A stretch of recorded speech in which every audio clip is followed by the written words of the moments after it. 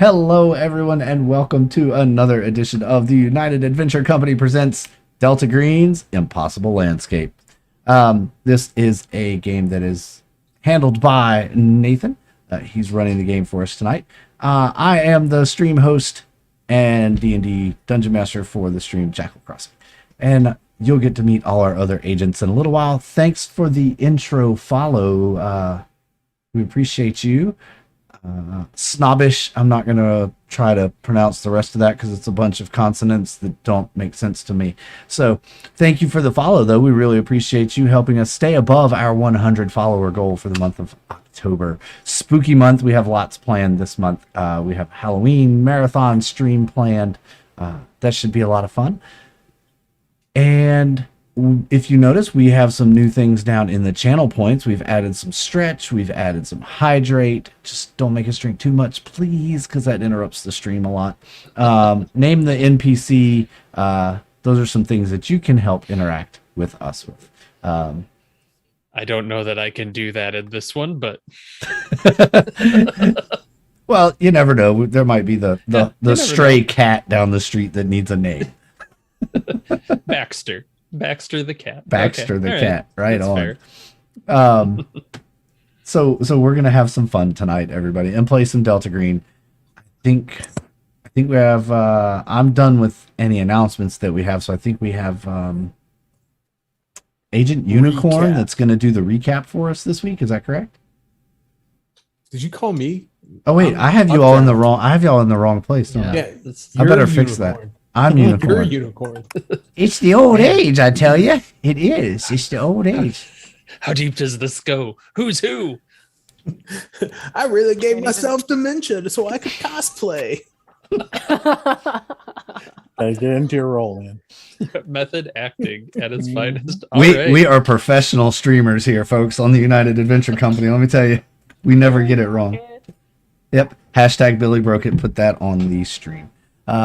Anyway, I will hand off to unless the handler has anything he needs to tell us about before we do the let's recap. hear the recap from Agent Updraft. All right. So it is August 11th, 1995. TLC's Waterfalls is #1 on the charts, but Coolio's Gangster's Paradise was just released and is quick coming up to dominate. All that young people's music. Darryl Strawberry signs with the Yankees, leaving the Mets, moving across town. And in Washington Square Park, our agents are meeting up with their handler, Agent Marcus. So Agent Marcus briefs us about one Abigail Wright, a mixed media artist who lived in the McAllister building and has been reported missing by her father, Tom Wright. We went to the McAllister building where we met one Detective Giradonda of the NYPD, who showed us into the apartment, which appeared to have some sort of epoxy polymer substance that had glued everything to the walls. There was a tape recorder which had been broken, like a Walkman, I think is really what you described. Yeah. We met one Thomas Manuel living across the hall, in the apartment across the hall. He had a microphone running under the carpet up by the door, hooked up to some pretty serious home stereo equipment. We got some tapes, and that was Agent Ursine and Undine, and they got tapes and notes that were hidden in a plant. Let's see what else. They learned about Van Fleet. I think Van Fleet was the name, right? The woman lives down the hall or upstairs and down the hall. Van Fitz. Van Fitz. Fitz. That's why we do these. Yeah. So talk about Van Fitz, who was not home. However, Agent Updraft, when we went to investigate that apartment, however, Agent Updraft stood by the door and listened and heard footsteps, I believe what was described as an impossible distance away, or a very, very, very long distance away. Yes, sounded like they echoed a fair bit. Right before we did that, though, That was when we met. Oh, what is that guy? Lewis Post, animator or student artist. It's always a little unclear with these types, but he was heard talking to himself and dragging something around on the ground before and after answering the door. We continued with Agent Unicorn continued to inventory the apartment, which belonged to one Abigail Wright. Went to the basement with Mr. Manuel to look at some of his paintings. And he was showing off a blank canvas, which he kept insisting he had been working on, I guess, forever. That's what for many months. He had a few other paintings there that were less remarkable, as they actually had paint on them and were of things. One thing was the blue and yellow clown playing with a paper dragon, which matches a blue and yellow clown playing with a paper dragon, which Agent Updraft saw in Washington Square Park as we left. There was a dog. Fast forward. There's a dog as we explore the third floor that comes barreling down to the fourth floor. However, Agents Undyne and Ursine do not see the dog, only hear it, as the dog barrels down to the second floor, where Agent Updraft sees the dog and follows it back down to the first floor, where there was no dog. So let's see. When we left off, there was an encyclopedia salesman on the upper floor. That's who we were looking for. He was nowhere to be found. We're currently also in search of the super. And the building is owned by Art Life. There we go. I believe that catches everyone up. That catches us up from last session. Yes. And just one point of clarification, it is August 10th. Okay. So Daryl Strawberry is about to sign with the Yankees. So he can go win it. So he can go, get some more World Series rings. If you were a betting man, you could make some money, maybe. I don't know. Right. I don't know how that works.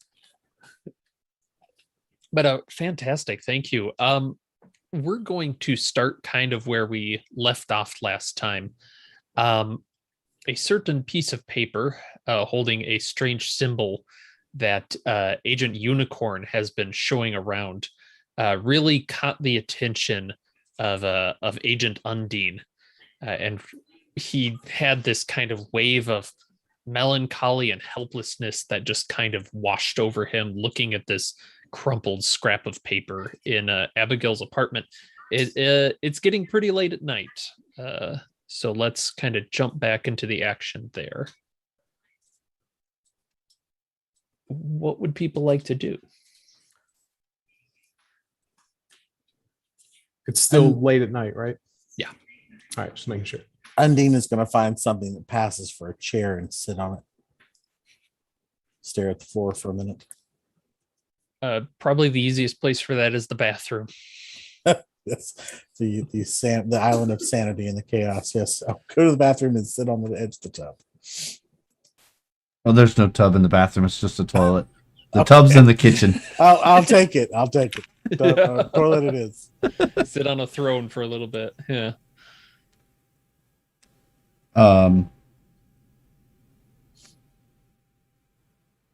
So you boys said, and young lady, you said you saw a dog, but there wasn't a dog. Tell me more about that. These things spark my curiosities.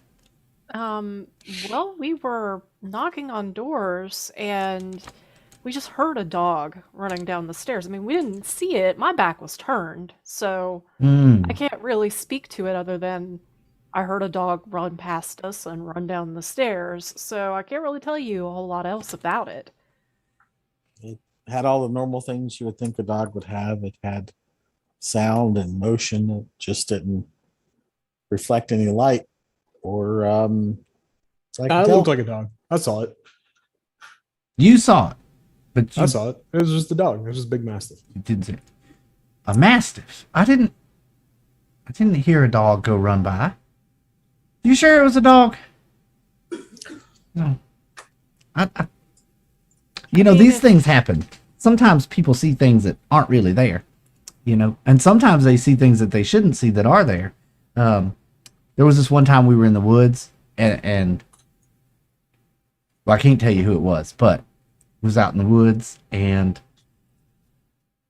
we saw some things, some very strange things. And that's how I got my doctorate. Long story short. But could you show me where you saw this dog that didn't get seen by anyone else? Yeah, Updraft's going to show Granny, the hallway. It just came down goddamn stairs. It's stairs, dogs, they come running down. Interesting. I seem to have misplaced my character sheet. Oh, Granny's losing it. Oh That no. happens with age. Sometimes people see things that aren't really there because they have dementia. And sometimes Right. people don't see things that are really there because they're invisible. And sometimes Oh. people don't see things that aren't there because they forgot to open their character sheet. There you go. All right, there it is. So we were looking for the super and because we wanted building plans. Correct. So we didn't see, and we found out that this is owned and care. All the Correct. maintenance is done by Art Life. Okay, so I Correct. guess Yep. we'll need to might need to call it a night and regroup on this in the morning. We got to figure out. We got to Alta Vista who Art Life is, so that we can see what's going on with this building and get some All All plans. right. I mean, I would assume that the local government would have some building plans about this building. You know, there's got to be some sort of a department that will have that. We could go down to the probably the DMV, wherever the DMV is, and get the zoning group to the zone enforcement. They'll probably tell us exactly where to look. They may have it themselves. Yes, that's a good point. That would be, I think, a good place to start. All right, Well- that sounds good. So those are kind of tomorrow things. Right. Is there anything people want to do tonight before they head out to, I guess, what kind of accommodations do your people make? And is there anyone back home they want to contact? I am going to want to stick around here and I'll probably sleep here. Or at least stay here for a while longer. I want to investigate a little bit more. Maybe I'll get a hotel room with the rest of the gang, but I think I'm gonna stay here a little longer. This dog thing has got me scratching my noggin. If we're going to go ahead. I can't let you stay here by yourself. If you insist on staying here and doing a little more investigation, then I feel that I have to go with you. These things require the buddy system for sure. Jesus Christ. Fine. It's fine. No, you don't have What are we to looking stay for? with me. I've done this many times by myself. It's okay. You know, out in the woods, I'll sit all night and just wait for the Yetis and the Sasquatches and to come up, and they'll sit down. We have a conversation. I have a way with these things. Have But a conversation with the Sasquatch. he's very interesting. Every one of them is unique and genuine. They're really just misunderstood. You should read my book. Okay. But I have a way of connecting with these individuals. And this dog thing is kind of weird, but maybe something similar to how I connect with the Sasquatches.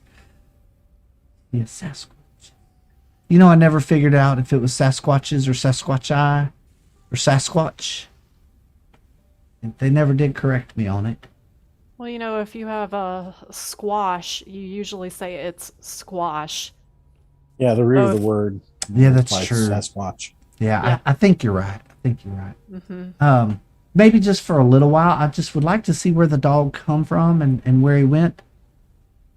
So you're Updraft. talking about going to the roof. Well, if that's where he Right. come from, yeah.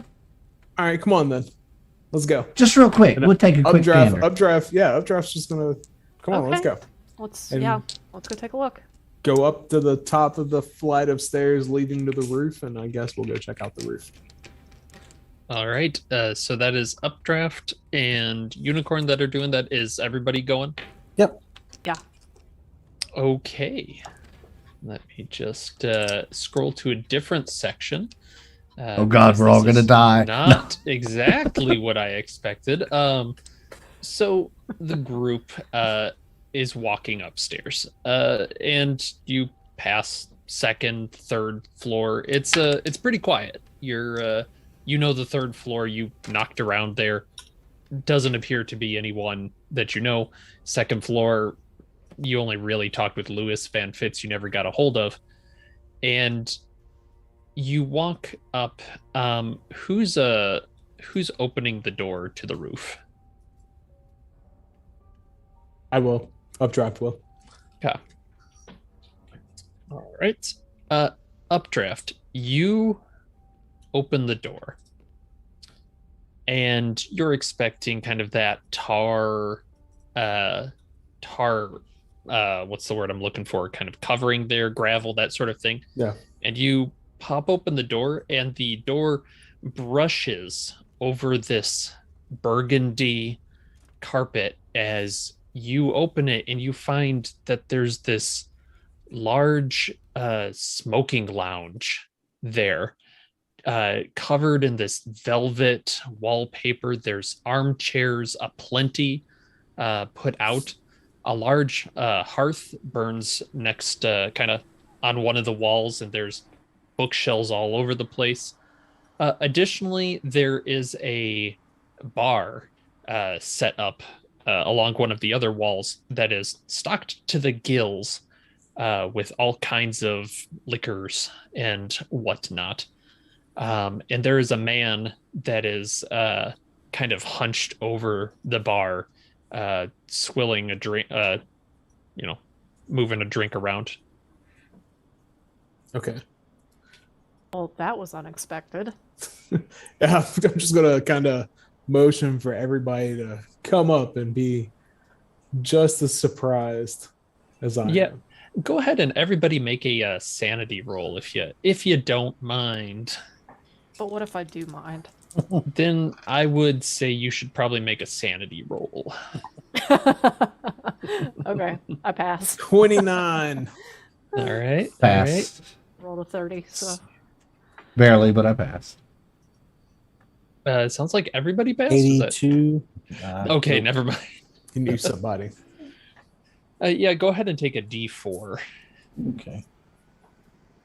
And 2 points.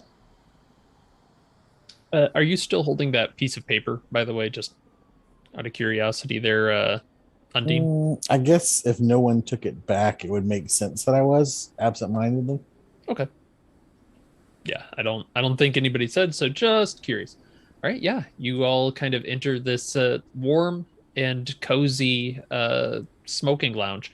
It's got kind of a cigar scent that hangs in the air. You can see there are some other exits to the room, not just the door you came in on.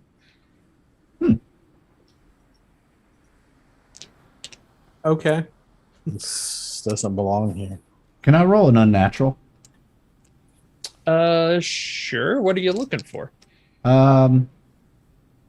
This definitely seems out of place. I want to see if this is in the right. Like,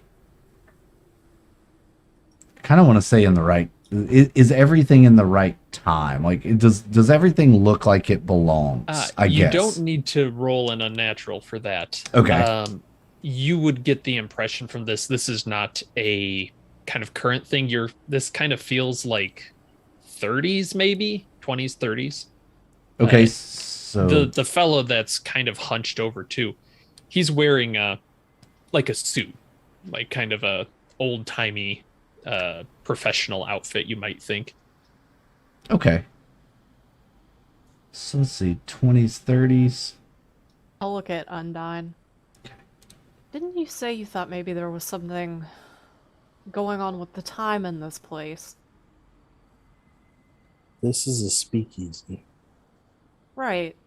But you were saying when we were in the basement that perhaps there was something going on with time, given that our artist friend has been working on a blank painting for months, apparently. But his milk is still good.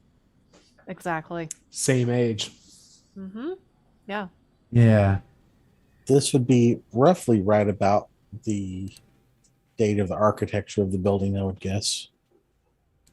Give or Seems- take 5 or 10. Seems likely. I think maybe we should speak to the gentleman at the bar. That's the only way forward. All right. Who's approaching him and how? He's just kind of smoking a cigar and swilling a drink around from behind. It's kind of tough to tell much more about him. I'll walk up. All right. Yeah. As you get there, you're kind of seeing he's a bigger guy. He has on what you would describe as a very non-convincing wig. And he kind of gives you a bleary-eyed look as he turns over to you. Hey, Hey, Matt, Go. give me a swig of the local. get it yourself, man. What? I'm not the barkeep here. Fair enough. Where is he? Yeah, it's who knows. Just get whatever drink you want. You know. There's Fair always enough. stuff to drink here. I'll go pull out some glasses and find a scotch and drop it in all 4. Put them on the bar. I'll just stand behind the bar. Why you sitting so close there, pal? Give you a little space. Walk down a couple feet. All right. So how long has this place been here? The fuck am I? I don't know. You look like a regular. That's what I asked. The fuck is that supposed to mean? You look comfortable. Yeah, I'm fucking comfortable. I'm staying at a hotel. This is great. Just love my life right now. Oh, you're staying at a hotel, are you? Which Oh, hotel yeah, would that invite be? yourself in. Why don't you? Sure, get a drink. Oh, well, my friend is pouring me a drink as we speak. What now? Holy shit! Holy shit! Do my eyes deceive me? Buck, is that you, Buck? Looking Holy around. shit! I didn't think Buck? I'd see you since we ditched the G-men. Yeah, holy shit! Pull up his chair. Are these your friends? Which Okay. one of us is he talking to? he's- Updraft starts to walk forward and looks around. Where do I recognize this guy from? Do I recognize? No, you don't recognize him at all. All right, so Buck's gonna play it off like he's just playing along to placate this guy. Sorry, Oh, okay. updraft. So as not to reveal, and he's gonna be like, "Oh man, Yeah. What's your name?" What's my name? This Joker. It's Mark. Mark Rourke. Oh, Oh my god. Jeez, I didn't think I was gonna see you again since you outran the G-man. You did splits. it was wild. I had to Yeah, hop I'll that say. train. I had to hop that train, cross the mountains, was halfway to the other ocean, Holy and shit.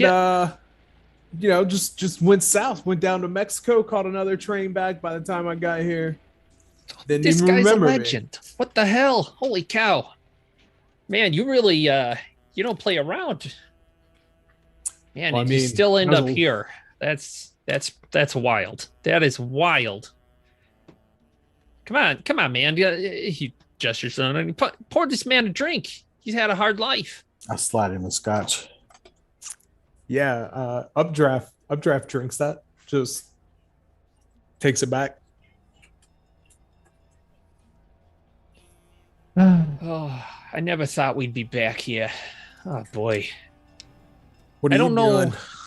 I mean, you know, just the usual sort of stuff. I'm trying to sell these brushes these days. I don't know. They're not selling. What kind of brushes? Is this a legit thing? It's I don't fucking know. It's Is this fuller a, brush. It doesn't matter. It really doesn't matter. It's just another job. Just selling some other shit some other day. But hey, I can't complain. I'm living here now, so at least for a little bit. where might you go after this? And he kind of pauses and kind of thinks, I don't know, man. I don't know. I guess wherever. I don't know. Someday I might end up at the party, but yeah, I'm not rushing there. Okay. How long do you think you're gonna stay around here? Your guess is good as mine, man. Until I kind of figure it out. I mean, I don't know. You know, you know how to get upstairs, right? No. Ah, shit. Just getting here. It's really hoping. I mean, you know, the kid. Yeah, the kid. She figured a way out upstairs, you know. But I don't know how she did it. She's up on 6 now with that fucking encyclopedia salesman. Oh, that brunette girl. Yeah, Gail, I think, right? Abigail, yeah. Oh, you know her. I look over at Undine or Undine. like I'm offended at just being like, hey, mind your own business. We're having a conversation here. Yeah, I'm running a come bar on. here. What do you want from me? Hey, I want Hey, another oh. drink's what I want. We need 2 more. Slide that Oh. back. I'll put some more in it. So yeah, hey, your friend's it now. not so bad. Yeah. he's all right. He'll be fine. He'll be better. He'll be like you. So that girl, she figured out some way up. Yeah, Her I think and so. encyclopedia salesman. Well, he's that fucking lout. Yeah, I don't know. Oh, He it- always knew the way, but He always knew. He didn't just follow her. no, I don't know. I think he already knew how to get up to 6. I don't know why the fuck he hangs around here anymore. He goes cruising for girls or something. It's weird. I don't know. Yeah, I'd figure something out about him. So you don't know how to go up? I mean, not right now. I'm sure I will, you know, someday. Well, I mean, right now. I mean, everybody gets there someday, right? It's different for everybody, but they figure a way out up. yeah, there's always a way up. Yeah. And he kind of takes another big shot, like he's trying to convince himself of that. Yeah. I'll take the pause in the conversation to just kind of slide over. You said Mr. Rourke, is that right? Are you an actor? Fuck no, I'm not an actor. Oh, well, shucks. Jeez. No, I'm a salesman. I sell brushes. You sell brushes. So why would your name's Mark? Uh-huh. And I'll just kind of think back to the notes that we saw, the transcribed notes written in play format. And wasn't he one of the characters in the play? That He Mark Post. is Mark Rourke. Yeah. Rourke. That's Yep, what I meant. Rourke, Sorry. yep. Mark Rourke. that's what I thought. So that's why I was Yep. going down this road. I said, well, it's funny you're not an actor because I could have swore I saw your name in a play, in a script, even. And I doubt we have it with us, but Yeah, we do. Yeah, It's in my bag. oh, is it? I didn't know you had it in your bag. I thought it was still there. Yeah, downstairs we saw a script that had your name on. I thought maybe you were trying out for a role with some of these art type folks around here. They're strange ones, ain't they, Mr. Rourke? yeah. There's a lot of strange people in this building. Yeah. Oh. Give me the papers, Grandma. Come on. Well, okay, but and I'll dig in the bag and say, if you don't mind, I'll share this with him. Y'all don't mind, and I'll also pull a cookie out of my little class perch. Here, you take a cookie as well. Look like you could eat a little something. All right. Thanks, lady. Yeah, and he gets the play, and he kind of really has to lean close to it, and you can see he's wobbling a little bit. He's a little drunk. Well, I gave him a cookie, and he yeah. sober him up just a little bit. Yeah. By the way, my name's Samantha. Pleasure to meet you. Okay. Yeah. Sure. I don't know. What is this? Some kind of joke? No, we found it downstairs and thought maybe it was a play. You were reading for a play? I wasn't reading for a fucking play. I don't know. The creative types around here, they all got stuff to do.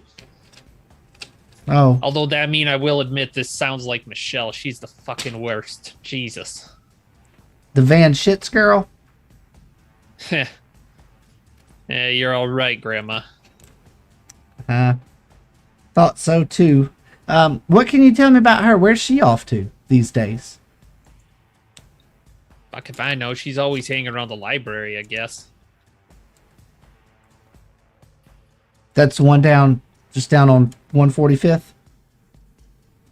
The fuck are you talking about? The library. No, not the fucking...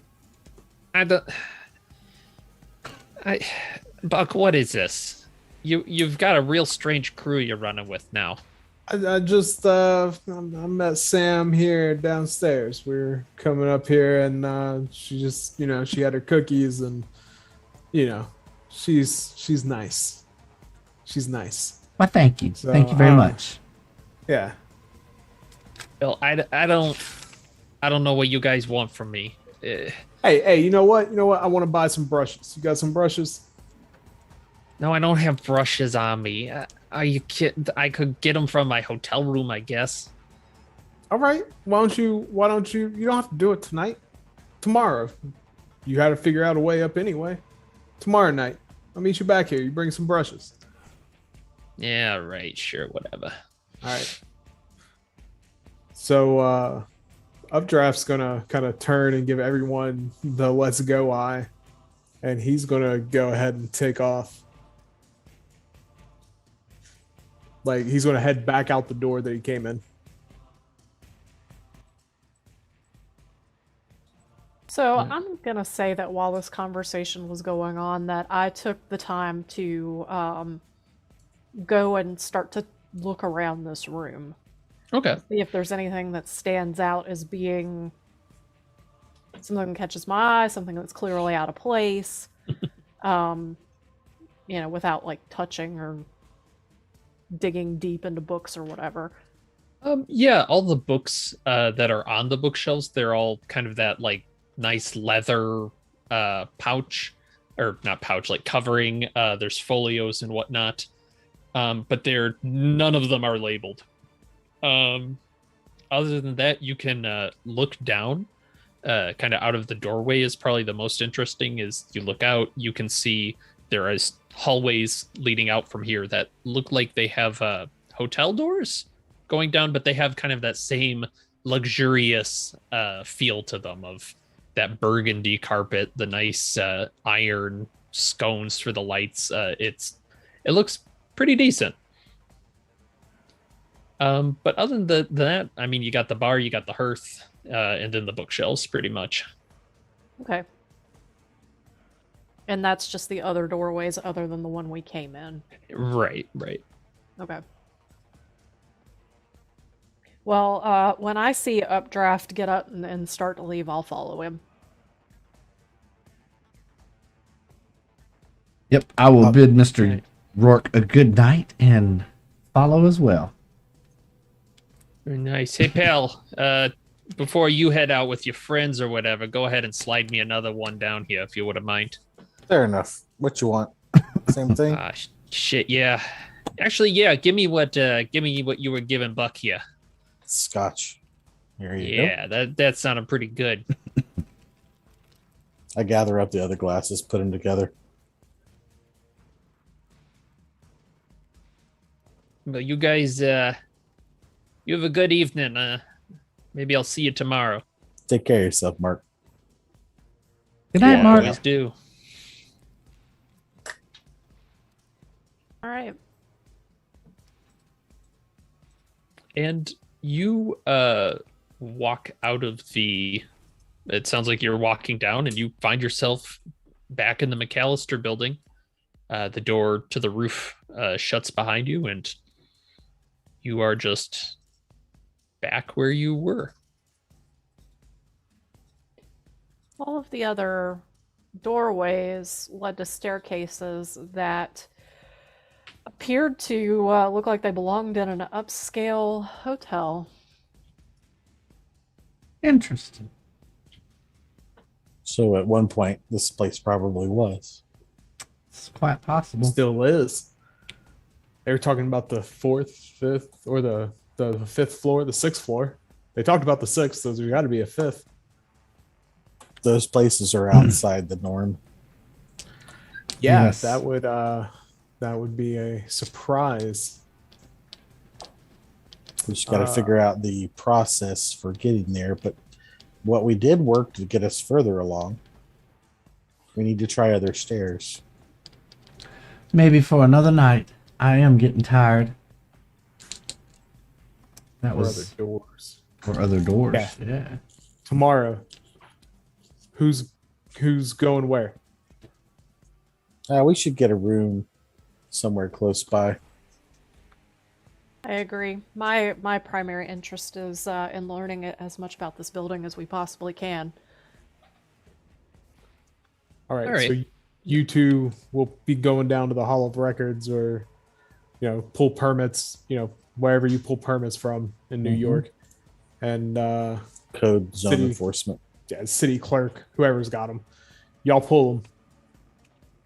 I'm gonna jump on the. I'm gonna go down to the library and use the internets and see if I can't Alta Vista who Art Life is and see what I can find out about these people, letting all these kids. I mean, basically live here for free. I think I'll I go mean, with look- you to the look at these library. kids. They ain't got no money. Yeah, Granny, you come with me. I can Well, kind of wander around and see if we see Miss Van Shits anywhere. Yeah. There you go. All right. So we'll see. And then after that, where y'all want to meet up for lunch? That's how we'll meet up.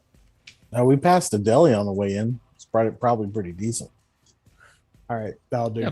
Yeah, there's We'll a just- nearby deli, in fact, to the We'll- building. We'll meet there at 3. All right. 3 o'clock for Synchronized lunch? Swatches. That's a little late for lunch, don't you think? Agent Updraft, I mean, lunchtime is at 12 o'clock. Yeah. It's a late lunch. It'll be all right. Okay. You might want to bring some snacks. I'll bring some yourself cookies. snacks. All right. We go hard. We go hard on this team. Get some cookies. Don't work too hard now. All right. So that sounds good. We'll say you guys can easily get a hotel nearby, someplace to stay. Is there anybody that needs to contact anyone that night, or do we want to jump ahead to the next morning? I'll make a phone call to my wife. Okay. I will also make a phone call to my husband. All right.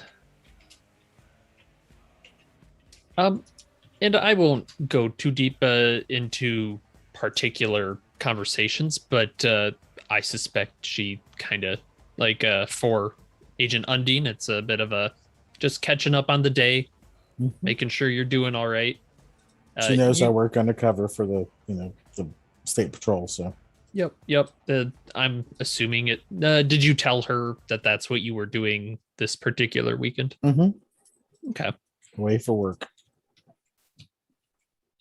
All right. Yeah, and it's kind of a nice talk. She doesn't have anything particularly wild to talk about. Some of her fitness stuff, Mhm. there's some gossip that going around, but nothing crazy.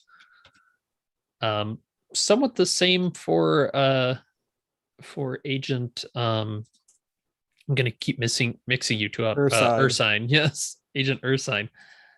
Is there anything in particular you told your husband you were doing? Well, he thinks that I am doing some charity work at the U.S.-Mexico border to help with immigrants who are coming into the country. So that's what he thinks I'm doing. Okay. Yeah, and he'd ask some questions, I think, about like, oh, how's it going? Like Mhm. orientation, that kind of stuff. But Yeah. nothing crazy. That's very nice. Agent Updraft. Anything from you that night? Nope. Nope. Agent Updraft has no friends. Eh, He has Uh, one. Yeah, Agent Unicorn will call her granddaughter, as she always does when she's away on trips, because they usually spend the weekends together. Okay. Um, what do you yeah. What does she think you're doing right now? What do you tell her? I'm in Minnesota on a book tour. These people up here really believe in the Sasquatch and wanted to get my knowledge, so I'm up here just sharing them the knowledge like I do. Maybe next time you can come with me. That sounds wonderful. She's fairly young, right? At this point, At this yes. point. Yeah. So she's excited about the opportunity there. Her grandma, the author. Mm-hmm. And we'll kind of pass that night there as you all get a good night's rest, which is good because a few of you had some sanity losses. If you didn't sleep, it would have been bad times. And we will regroup the following morning. I think we'll start with Undine and Ursine. I get up at 5 a.m. Oh, wow. for my run. I think twice about it where I am and make sure I bring my pistol to go on my run. In New York in the 90s. Yeah, Yeah. that makes sense. Probably better safe than sorry there. All right. Wowee. That is just too damn early, but all right. Does anybody stir when I get up at 5 a.m.? Nope. Well, My I run alarm's down, set for 7:30. I just make a circuit, run down, check out the deli. It probably is open and selling coffee, right? Yeah. Oh, absolutely. Go in, have some coffee, have a Danish, finish my run.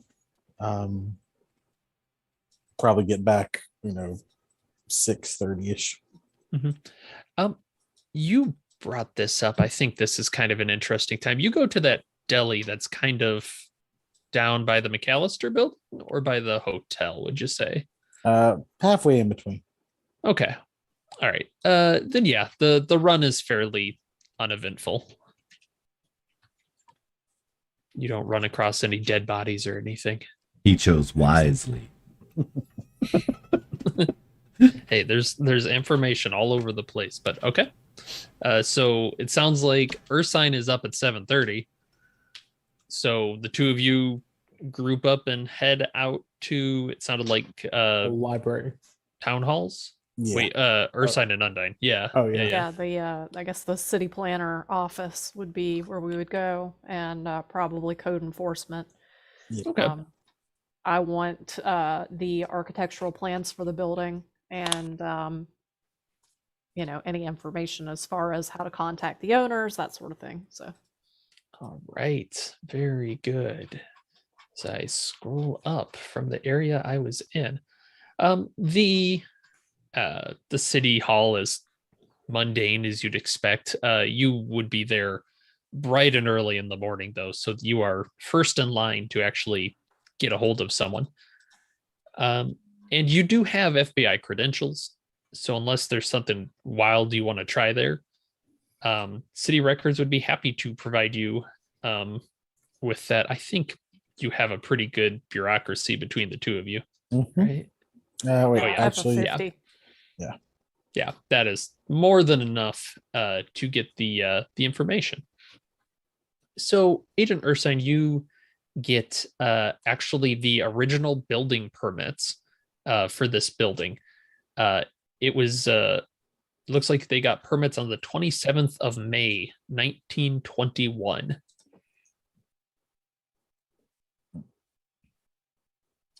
Okay. It looks like originally the house was built as a residence for a Henry M. Lundeen. And I'm going to Lundy. Lundeen, yes. That's strange.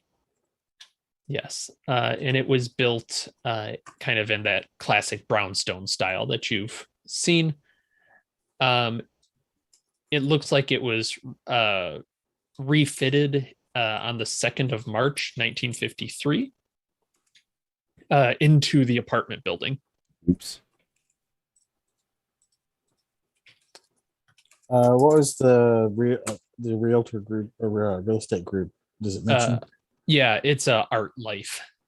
So Art Life came in at And 1953. yeah, and right. As well as having kind of the blueprints that we've shared in the kind of the handouts there, you would see that the original architect there is listed as A. Darabandi. Is the Hall of Records attached to this place?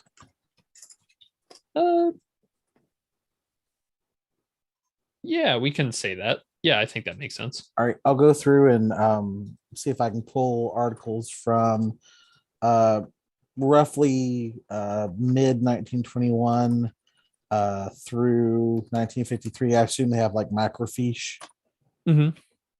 Looking for just articles, newspapers that relate to the address. This is probably cross-referenced to address somewhere. Gotcha. That is an interesting one. Go ahead and do a roll on that. I'm just looking down at one Let's thing. see. There we go. Where is There are a couple strange layout things, so bear with me. Signet? Sure, take it. And do it at a +20 for the bureaucracy. Oh, gotcha. Okay. So let's see. I got a 14 out of 60. All right.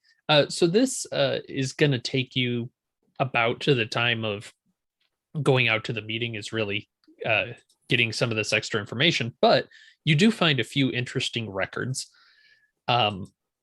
In particular, there is a news article on the 30th of April, 1952, in which Henry M. Lundeen was found on the staircase to the roof, dressed in strange plastic, in quotes, silver robes, wearing a paper mache mask. It's kind of big news. He was a well-to-do individual, but it seems like kind of the sensational journalism that wanted to go off really lost steam pretty quickly when they realized he just died of a massive stroke. And you can find some pictures to this, and it shows a very large man in this black and white photograph, just kind of sprawled out on that 3rd floor landing, wearing this expressionless white mask. Hey, Ursine, look at this. The So pale-faced person from the painting. you're right. That very well could be what this is. And clearly he was trying to go up to the roof lounge, Yeah. or he wouldn't have been found there.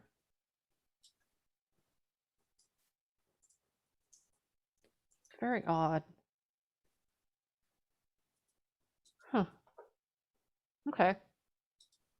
Yeah, and since you passed as well, I know there's an extra thing in here. I just want to see the date. You do find as well that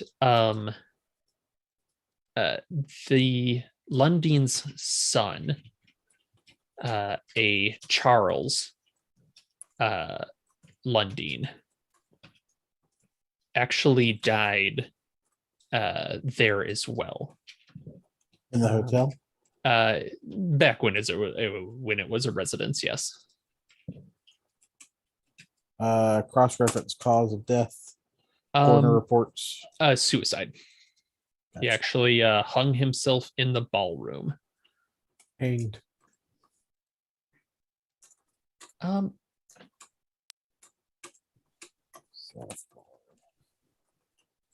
That's not an unpleasant way to go. But if your dad's running around in, you know, tinfoil dresses and wearing paper mache masks and being eccentric, I guess not left with a lot of options. Well, this building seems to have a very odd history right up from the beginning. Perhaps he was messed up with whatever was going on upstairs as well. Seems likely, and the place is extremely influenced. I don't know how far it stretches outside the building, but I imagine wasn't Updraft saying something about a weird person in the street? Yeah, something about somebody with a python? I'm gonna bet that it has a little bit of reach outside the foundation. That would be my guess as well. Do you have any theories yet as to what might be going on?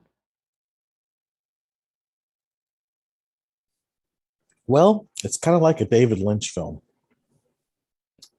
It's intriguing, doesn't necessarily make any sense, but these things rarely ever do. That's true. I find it best to initially go with things that are strange, as they have less of a shock for you. Oh yeah, you just observe them and then, wait and see. It's like a drunk in a vehicle accident. They're loose and they're not bracing for the impact, so they tend to be injured less. That is an interesting analogy that you're drawing there. I'm not so sure I can get behind that one, but I think I see what you're getting at. I've spent too long working for the highway patrol. Yeah, I guess so. We should Right. probably get back to the others. Yeah, I agree. I did want to give Ursine, was there anything in particular while Undine was looking? Was there anything in particular you wanted to look up? Because you'd kind of split. Actually, yeah, I want to look up this architect and see what else he's done, Darabandi. All right, you have a very high roll, so you might have to go to a library to get some more historical records. But you're thinking, oh, architect, that's where I'm going to find him. And you run across somebody. There's oh, Darabandi. Ooh, yeah, we got books about him.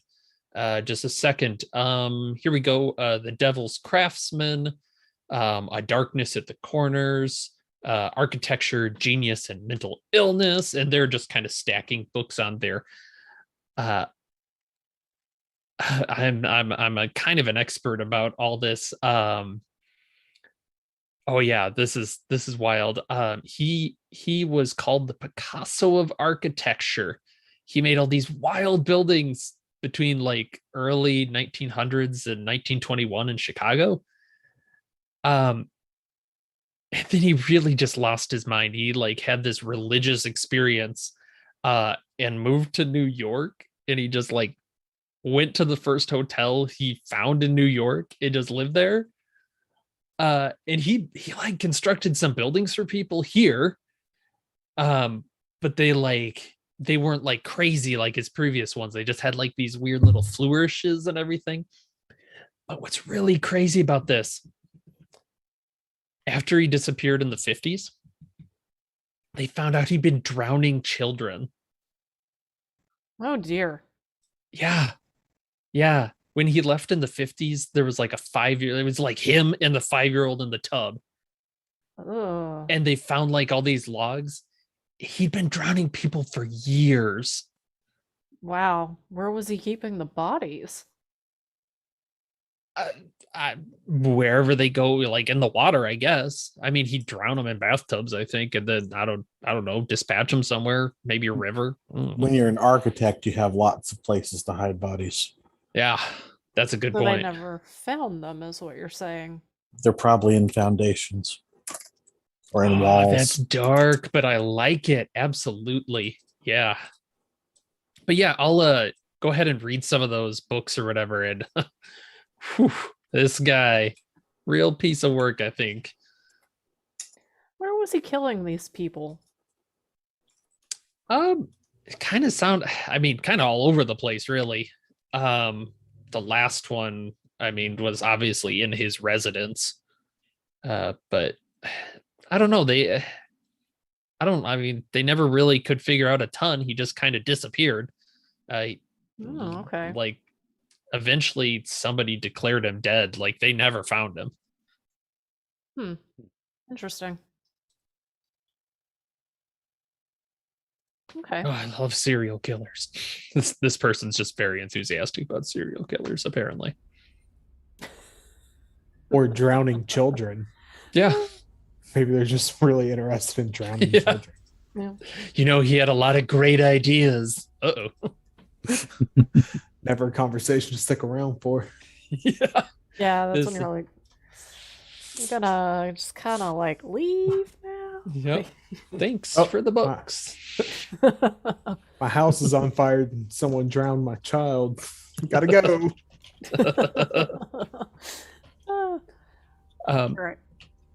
the only thing that I will mention there is you do find out that the name is correctly spelled as Asa Darabandi.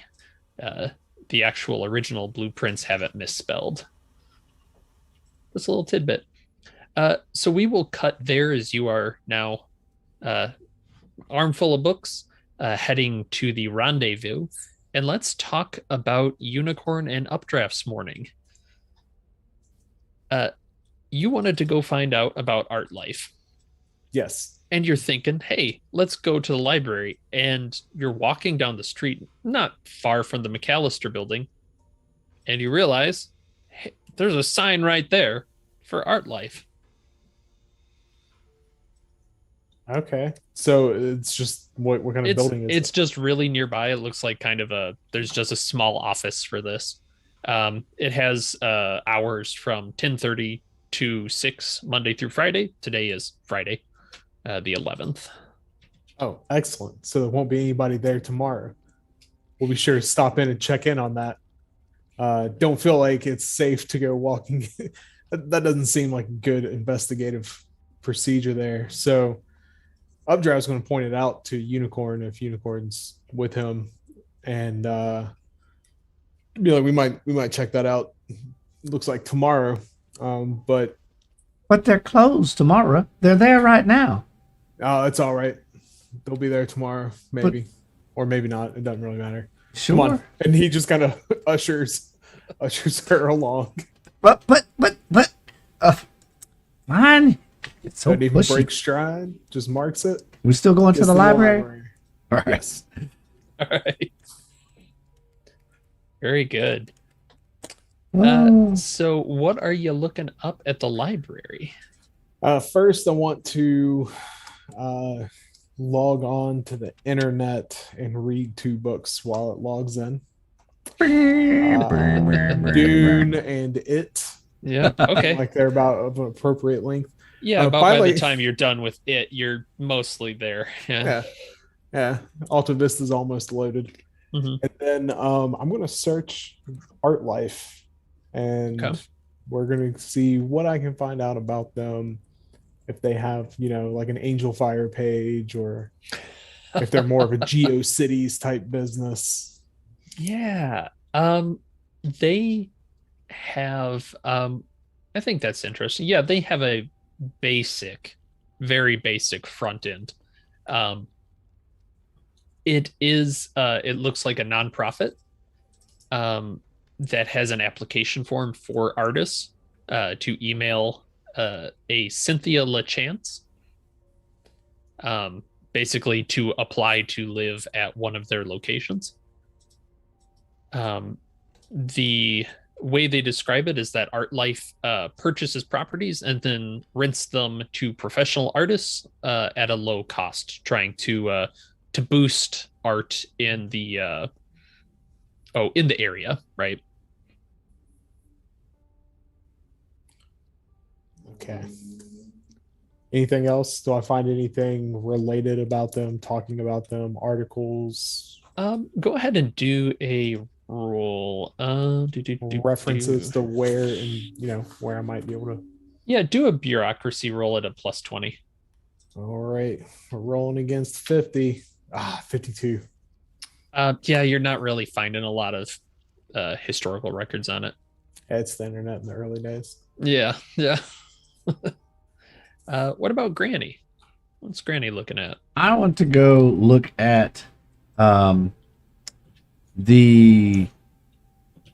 kind of historical fiction section. I'll go over to the card catalog, and I want to do some research on the King of Hell.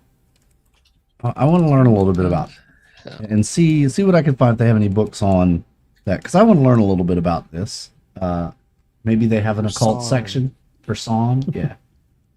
This is New York. They'd probably have a pretty extensive library where you're at. So you're not going to get an Eldritch tome per se, but you would be able to find, in fact, you might eventually find your way to a computer.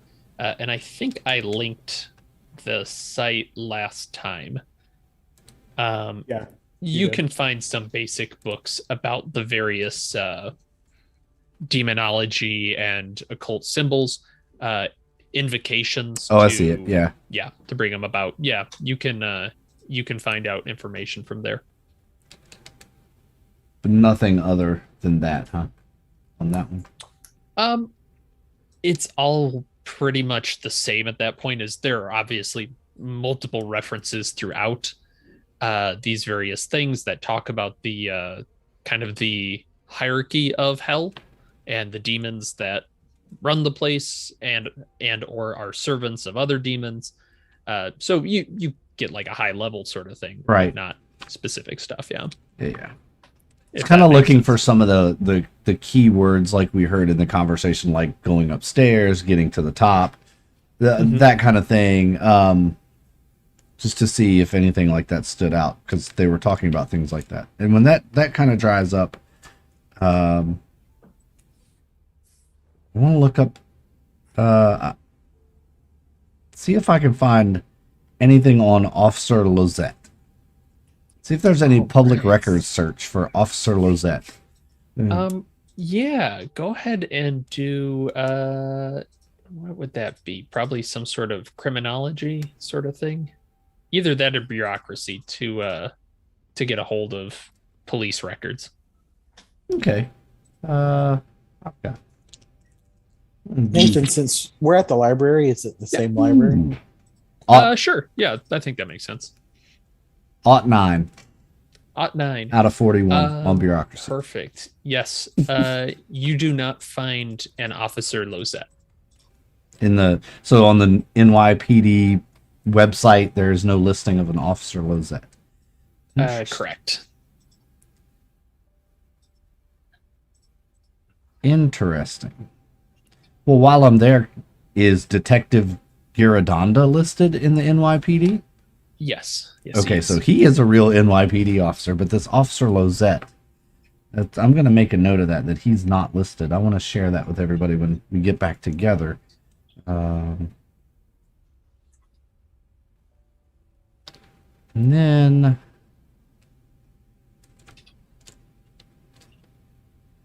just going through my notes here. I want to see if they have a copy of my book in the library. Roll a luck. It's a 50-50, right? Yeah, that's Yeah. a 50-50. -10. 16. Yeah, they've got a copy. I will grab it in case I run into Agent Ursine later. I'd Get like, the book out. yeah, go. All right. Very good. Is there anything else the two of you updraft? The web research doesn't take too long, so you probably have between the two of Yeah. you a little more time. I want to Yeah. look for first. I want to look up this Cynthia LaChance, see if she comes up in any sort of like, gossip rags or anything. Okay. Yeah. The New York Post.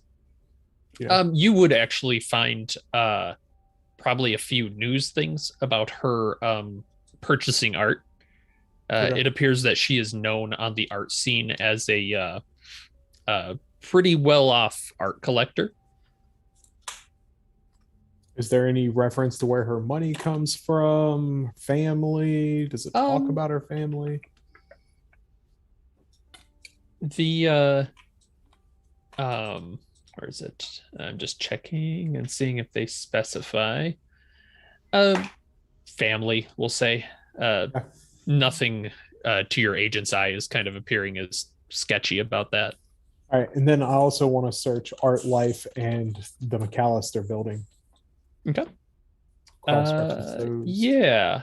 You'd probably be able to find purchasing things with your bureaucracy being decently high. It looks like they bought the building in 1967 from the Star Corporation, which is just some holding company in Delaware. Star Corp Holdings. Okay. And so the Star Corp were the ones who converted it to Right. apartments. Right. 1963. I believe so, yes. And Star like the 5-pointed shape, or Correct. Yep. like the attorney. Okay, Like the shape. got it. Yeah, I think that would probably, dial-up speeds being what they were, that probably took up all my time. Yeah, you're looking at the clock. It's like, ooh, that 3:00 time's inching up. You're starting to get hungry. The library comes up. Excuse me, sir. There are other patrons that need the computer. Yeah. That would be Evelyn, the librarian. Updraft just swallows his Copenhagen in his lip. It's just like, they'll be there. They'll be all right. I'm almost done. You've got FBI credentials. They're not going to bother you too much. Yeah, right. All right. Then let's cut. Where did you guys say you were heading to lunch? Oh, can I grab something on the way out if they have it? Sure. There's two versions of the Lesser Key of Solomon. One is a sensationalist, but still somewhat encyclopedia approach to the demons, and the other is the actual Lesser Key of Solomon. Both of them were popular during the occult period. Aleister Crowley wrote the more sensationalist one, Big Shock. Yeah, it do they- checks out. But I mean, like right now, you can go buy them off Amazon; they're cheap. So, do they have a copy of either of those? Go ahead and roll a luck for me. Okay. Little free plug there. Yeah. like you're getting a check for every one that gets sold. Buy it off my demon store. I get a quarter. This stream Okay. is not sponsored by demonology.com. Yes, or Aleister Crowley. But we are up to the challenge, so send us an email. Right? I mean, we can start working in placed advertisements. Did we get a stretch? Where do you get a motel? La Quinta The Inn. 95. Yeah. No We got questions the La asked. Quinta money. Like he's Sweet. right next to Satan. No questions asked. I Get wanted that to be stretch. safe. I wanted to be safe. I wanted to have a pool. There's no other place. Unfortunately, I got an 86. All right. So you're asking there about these various books, and the librarian is trying to help you with these, and she goes, no, we don't have that, but I think on what street is it? I just passed the other day a bookstore that might have it. It was on Fifth Street, I think, and she gives you a kind of a rough location of Thank you. like, yeah, I think you might be able to find something there. I will check that out. Thank you so much for your time. Absolutely. All right, and we will jump to food. This is again where the sponsorship would come in very handy, but where are you guys grabbing food? The deli. The deli. Yeah. The As deli. yet to be named. The The as yet to deli. be identified deli. You can Oh, use your Lord's. channel points to name the deli. Use the Oh. name the NPC channel Well- points and name the deli. Why That'd be why awesome. don't, for ease of clues, you end up actually kind of stopping by a deli called Manny's Delicatessen. That's the That one. is that's the one. You didn't know it, but Manny's Delicatessen is fairly close to the McAllister building, so it's kind of a natural meeting spot there. Okay. And you're able to get some stuff, but the guy that's serving you is really, he keeps giving you like these looks like and near the end of it he walks up to you guys. Hey, sorry for interrupting your foods, but are you guys going into the McAllister? Yes, we're helping out with the investigation over there. Oh shit, something happened to those folks? Well, you heard about the girl who went missing, right? Oh yeah. No, Abigail, but what about the rest of them? Who? The rest What of do you mean who? about the rest of them. Like man, like Yeah, Tom? like Raja and Lewis and yeah, those folks. Are they doing okay? We saw Lewis yesterday. He seemed to be doing fine. Oh, thank God. Okay. Why? All right. Well, I just haven't seen them in a while, you know? How long? Shit, it's been a few months, I guess. They used to come in here pretty regular. I mean, you know. their Well, yeah, I names. mean, yeah, it's New York. Everybody goes to the deli, to the deli and gets some food every once in a while. Yeah, but I mean, it's New York. There's 100,000 people here. Oh, whoa, not like Manny's. Come on. No, I'm just saying. You see a lot of people come through here. Yeah, I'm just saying they were kind they of were regular, regulars. you know. So Yeah, they pretty were regular. regulars. Yeah. And so I just worry about my friends. That's fair. What's your name? We can let them know that you're asking after them. Oh, sure. Yeah. Well, I'm Manny. I'm the owner. Oh, okay. You're Manny. Gotcha. Yeah. Annie from the deli. Yes, ma'am. Well, what do you know about that Thomas kid? Do you know him? Oh yeah, sure. Yeah. He sells art. Yeah. I mean, it's not to my taste, but hey, I run a deli, not an art place. Look around. Does he have any art hanging up that would be considered their style of art, or is it just No, like no. like deli art? Okay, It's Pictures deli of art. Yeah. salami. Yeah, Anything it's- glued that's to what the I meant wall. by deli art. Yeah. Yeah, just frames put on the wall around. Yeah, the wall. yeah, Dried it's meats. not really my taste, landscapes and that kind of thing. It looks more like sausages of your taste. Yeah. Hey, I run a deli. What can you say? All right. What do you know about? Do you know Miss Michelle Van Schitz? Ugh. Yeah, is she okay? We don't know. We don't know. When's the last time you saw her? I Well, my about the accent same is time fading. as it's about the my accent's spot on, solid. I don't know what you're talking about. New York. No, I don't know, about the same time, March, maybe. Yeah. It's the same. Look, I guess I should ask about her too, but she's a pain in the ass. Yeah. Who's that? Well, Yeah. Van What about Fitz. Yeah, Van Fitz. I don't know. She's like a literature artist kind of thing, like poetry and whatnot. But she's always she just is so tough to get. She won't stop yakking about the man and how shitty people are, and if your officers, I love the I love officers. I love the police here. Let me just say she does not share that opinion. Interesting. Thank you for letting us know. Hmm. Yeah, give Roger my best. We will. We will indeed. All right, so he just doesn't like her because she's one of these Gen X slacker types, just running around, fuck the police and everybody else. And I think she's a little old for that, but oh, really? you got the right ideas. It's pretty much fuck the police, fuck the government, fuck everyone really that's a fella, if you know what I mean. She's got strong opinions, we shall say.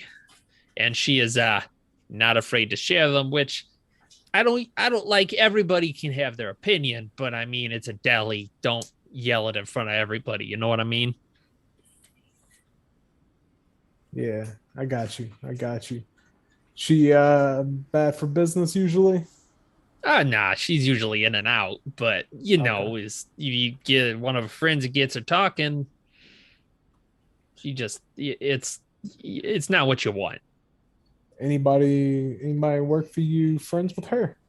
Might have her pager number. Oh shit, no, man. All right.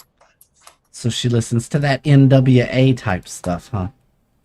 I don't know what that is. That's that new music that they listen to. Oh yeah, I couldn't tell you about that. I don't know. Maybe. Older. So is there anything unusual about this deli? Like, does anything stand out? No. No, it's if you think New York deli in the 90s, there you have it. Yeah, it's Nailed Manny's it. Deli. Yeah. Deli And what the used to be a sandwiches are gas pretty, station. yeah, it's pretty decent. Like, yeah, the food's good. All right. All right.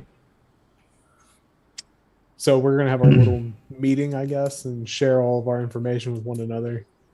Yep. Oh, yeah. All right. So we walked past the Art Life office on the way over.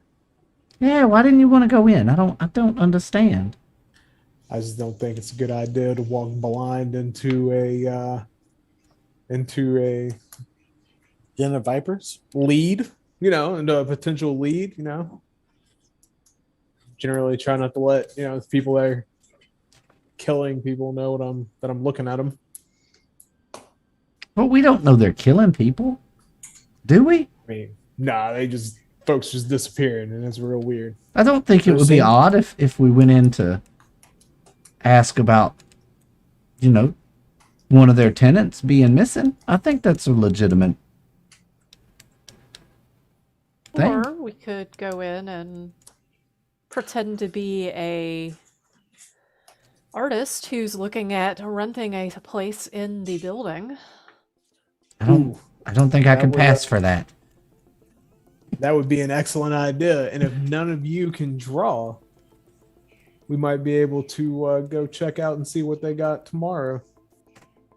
Well, I'm not very good with this arts and crafts stuff. I'm a doctor. I'm not an artist. So Damn it, Surgery Jim, is an art I'm in a itself.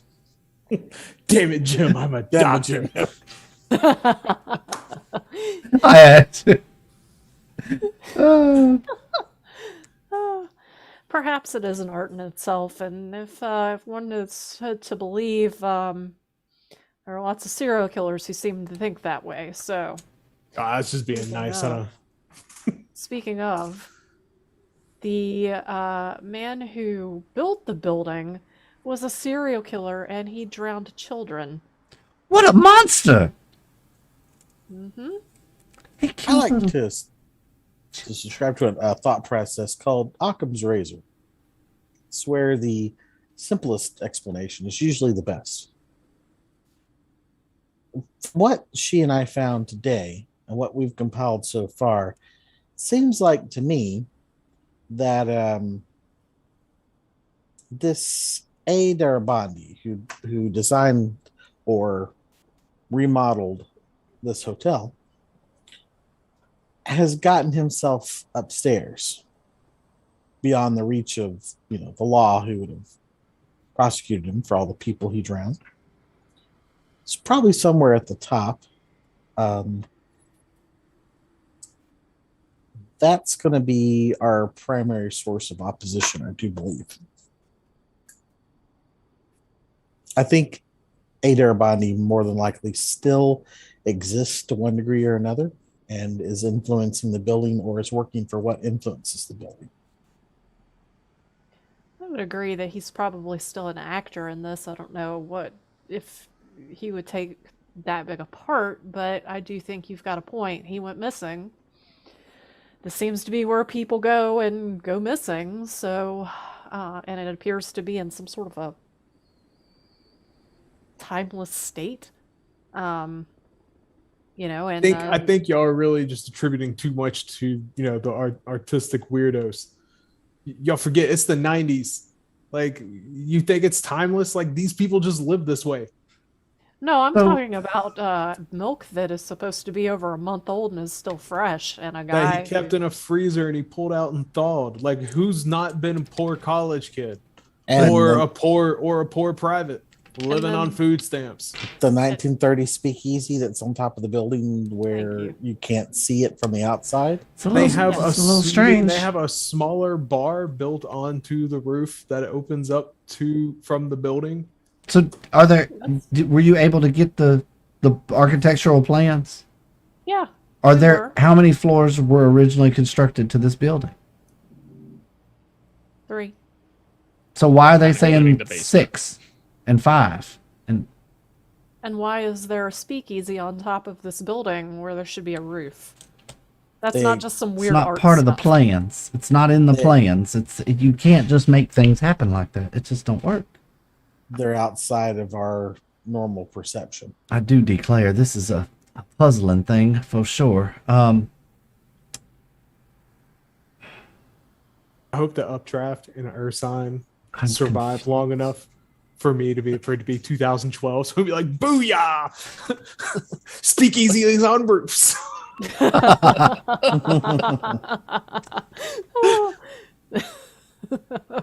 Oh, Whatever this is, piece of paper folded up that I was given earlier in the apartment, obviously folded so it can't be seen. Yeah. Slid across the table. Whatever that is seems important. Like a key. And it looked odd, but you and Unicorn were the only ones who really had any kind of a reaction to it. I mean, Updraft and I looked at it and it's a little weird, but Yeah, I mean, like most of the people that live in that building, by the way, just so we're all clear. Yeah. oh, well, we're definitely clear on that. There is nothing, and I mean nothing, that is normal about that place. I really, what? Oh, I was just gonna say, Gran, you look like you're thinking of something. well, a strange thing happened when I was at the library. You remember that police officer, Giradandi, that he told us there was another officer there? Lizzetto. Lizette or Lizetto? What was it? Is that, yeah? Well, I looked him up on the NYPD website on the internets. He's not on there. Wide webs. On the World Wide Webs, yes, the WWWs. I went to http://www.nypd.com/. Y'all are giving me Mind Spring flashbacks. Right? Oh man! But he wasn't listed as an officer, or he wasn't anywhere on the website and I just thought that was kind of weird. I mean, I kind of lean in a little bit, look around, and could he be one of us? Kind of whisper, can he be one of us? Or, was he here first, kind of thing, and then now we're in to clean up? Or is he working for Art Life? Go check out their GeoCities page. Mm-hmm. Oh, See whoever he if is, see if nice. he's on staff. Art Life could have put that microphone there. Very true. They could have. They could be spying on their residents. I think that's a And it- crime. We should shut them down. That's a good enough reason. The paintings in the basement, Thomas. What He had was- one of a fellow at the top of some stairs, I believe it was. Yep. White mask, nondescript. We found a picture from a newspaper. The original occupant of the home, but it was a brownstone back then. He died on the stairs wearing this mask that was in the painting, wearing some sort of strange silver garments. What's kind of strange though is the man. Just to be clear, the man that died had kind of the strange plasticky garments. The picture, the person is wearing more of a yellow robe, but it kind of almost merges with the flames itself. So There's maybe some it's sort- just a reflection, but yeah, that kind of strikes you as a little odd. There's some sort of correlation between the two. I think there's a great possibility of that. You know, so that's the young man Thomas with the really strange one. He's Yes.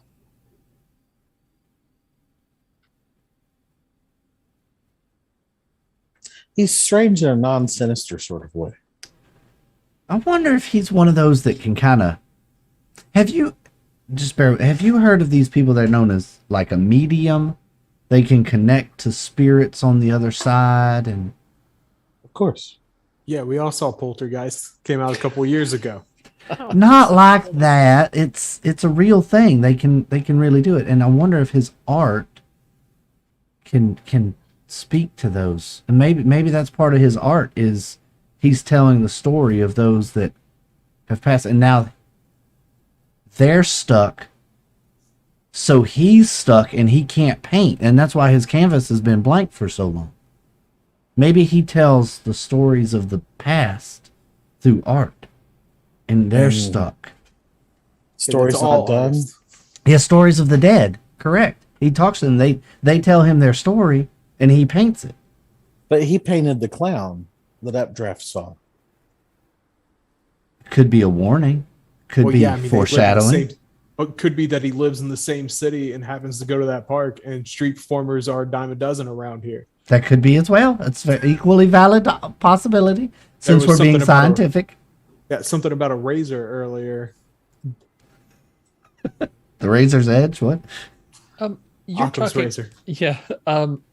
Updraft is you're kind of thinking back to that clown. Could you do an int times 5 roll one more time? Sure can. Let me. Let's hope it's just we gotta get better than a 60. Ooh, 55. that is a critical success. You're thinking again about that clown, and your eye is drawn to the paper that Agent Undine slid onto the table that is folded over that contains the yellow sign, and you are thinking about that clown and the geometric shapes it was making with that paper dragon. And you have the realization that that is the shape that it was drawing out in the air with that dragon, that you were not quite able to commit to memory. Hmm. Now that now that I'm thinking about that street artist, that clown with the paper dragon, he was drawing this, and he holds up the folded piece of paper. He was drawing this in the air. See, it's not See. a coincidence. That's some It's weird shit. connected. It's all But connected. But the fact that he saw the clown, we saw the clown today. Well, It's in the yesterday. park. Yesterday. You saw the clown. I saw the clown yesterday in the park. You also saw the dog, and no one else saw the dog. Maybe you're sensitive in ways that we are not. It is possible. I don't think so. I don't think that's it. I think y'all just didn't see the dog. Or the clown. Oh, you didn't see someone in a park in one of the busiest parks in New York? Really? No, I don't remember How many seeing times any you've been clown. to- How many times have you been to New York, Unicorn? This is my third time here. Yeah, exactly. Half of what you see and none of what you hear. It's what you believe, right? You're supposed to believe half of what you see and none of what you hear. That is you're correct. You're in one of the largest cities in the world, and you didn't happen to see someone. Guys, I mean, come on. I mean, I know what we're here to do, but I'm not trying to disbelieve what you saw. You saw what you say you saw, and I believe that. I'm just saying I didn't see it. right. And I'm just saying that he's not. I don't think he's telling the future. I think he's painting what he's seeing, which is just as concerning given the description of his dead, faceless body, right? That painting and this picture that you guys described. Mm. I think we might be more concerned about why he's seeing this Maybe. and what is he seeing on that third painting. According to them, nothing, because it's still blank. But maybe we need to go down there and take another look at his paintings. That's what we I see. haven't seen them. Did he tell y'all what he painted? Nope. We let him speak so that we wouldn't influence what he said. All right, we need him to describe what it is he sees on there. And We did try to get him to do that, and it was very. He spoke as though he saw something there, and he spoke in it as such a way that it was vague enough that we would have really had no idea what he was talking about. It seemed frustrated and implied that we just couldn't appreciate it. Exactly. So we didn't want to get him agitated. maybe we have a older, blinder art collector who might be interested in buying his painting, who would need the painting described to him, looks over at Agent Unicorn. Maybe someone who is a name among artistes. Who might me? You saying I should like Writer, pose right? as somebody? You're a writer, right? I can write. Yes, I wrote a book. Same thing as a painter. Y'all peas in a pod. Yeah, we just exactly- tell that's all stories this in is. different ways. He tells it in pictures, and I tell it with words. So So maybe your vision's real bad and maybe you can't see, but maybe you're interested in buying this painting and you need the artist's description of it to you so that you can understand what it is you're buying because you love art that much. that's a good plan. Now, but didn't he see me? Isn't he gonna recognize me as being with y'all?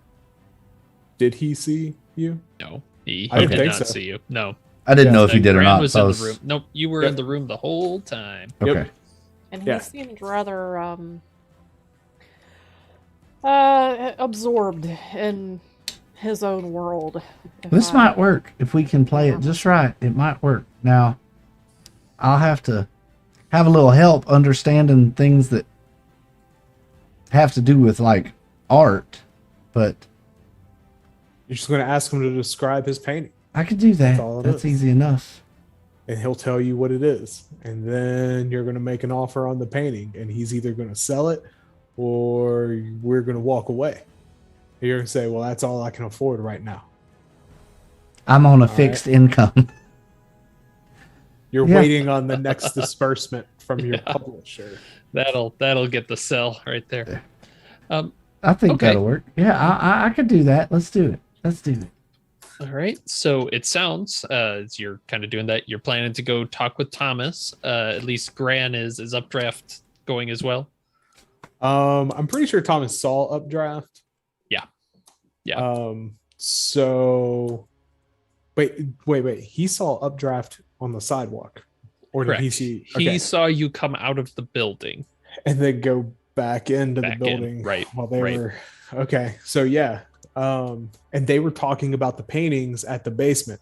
So Updraft is going to escort unicorn posing her posing as Sam, and be like, hey, this is my Grams. She's trying to buy some art. She said that I heard you talking. I was over here looking to see, Right. I heard about Art Life a little bit. See what All we can right. haggle. Sounds good. And before we go to break, because I think we're due, Ursine and Undine, what are you planning to do? You still do have the job to kind of investigate the building a little bit, and Abigail's room in particular has you kind of got Gran's plan, but little has been done in terms of actually implementing it. We can go and turn the room. I think Yeah. we're both detail oriented, so Right. Yeah, we can go work Grand's plan on the room. Grand's plan. All right, fantastic. So we will kind of cut for the break if the four agents in the late-ish afternoon. You talked at the deli for a while.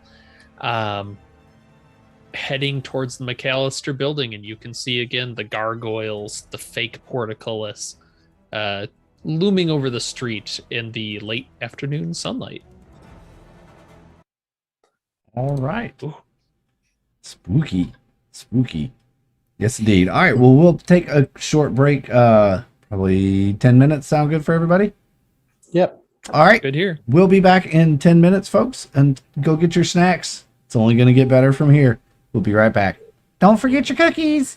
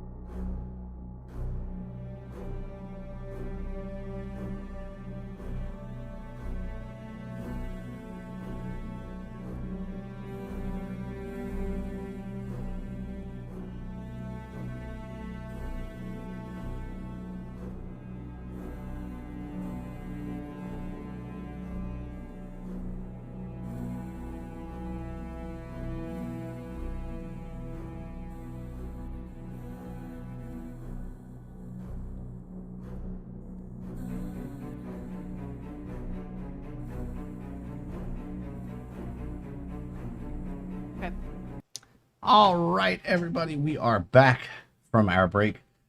Fresh water bottles because Chaotic is making us hydrate a lot tonight, which we do not mind. Thank you so much. We need to stay hydrated, keeps our brains working and our muscles loose while we sit in the chairs and play for your entertainment. So keep using those channel points, keep hydrating, keep stretching. We will keep doing it. I'm going to throw it back up to the handler, and we're going to get right back into this thing. Fantastic. All right.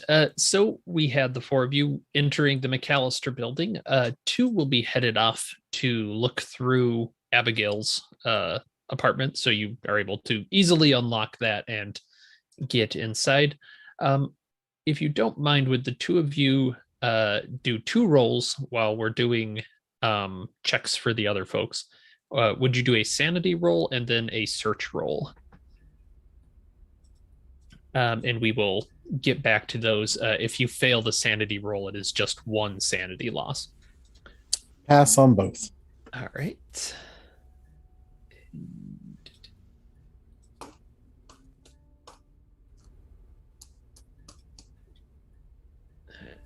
Oh, I don't know if we lost it. All right. We will jump downstairs before we figure out what Ursine's score was. Okay. Yeah. I realized I was muted after I'd said all Okay, that. I'm like, I think you're trying to say something, but we'll jump to the other two. Yeah, you know where Thomas's apartment is. How are you approaching this? So Updraft, I mean, I say we wait until the other two are in the apartment. We wait and see if he sticks his head out, because they're going to make sound going in. They're not trying to be quiet, you know.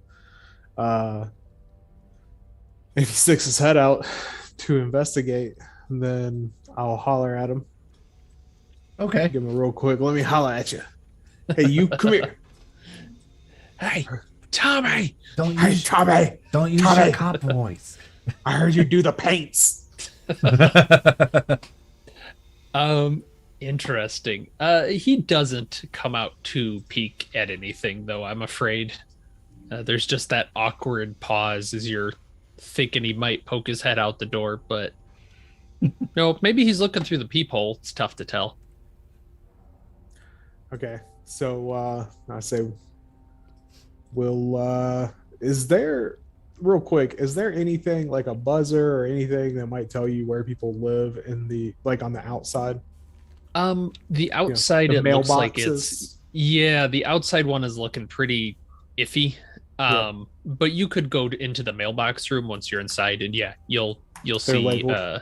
They're labeled. They're labeled. Okay. Yep. Just wanted to make sure, in case, so when he asked how I knew where he was. Anyway, go knock on the door. Yeah, and as a reminder, that mail room is like overflowing. It's a mess. You're scattering papers as you walk through it, basically. How old are all these letters? Digging through, you see some advertisements for months, really, going back. All right. Okay. So, I guess nobody here likes to check their mail either. Can't blame them. Can't say I live all that different. Let's go. Let's do it. And he's gonna walk down the hall, notably ahead of Granny. Has Granny wearing sunglasses or something? Or just can't see real good? You're gonna go with can't see real good? Yeah, Use your glasses, I'll go Granny. with can't see real good. Yeah. All right. Cataracts and whatnot. So with that confirmation of cataracts and whatnot, Updraft reaches up and just kind of bangs on the door like, "Hey."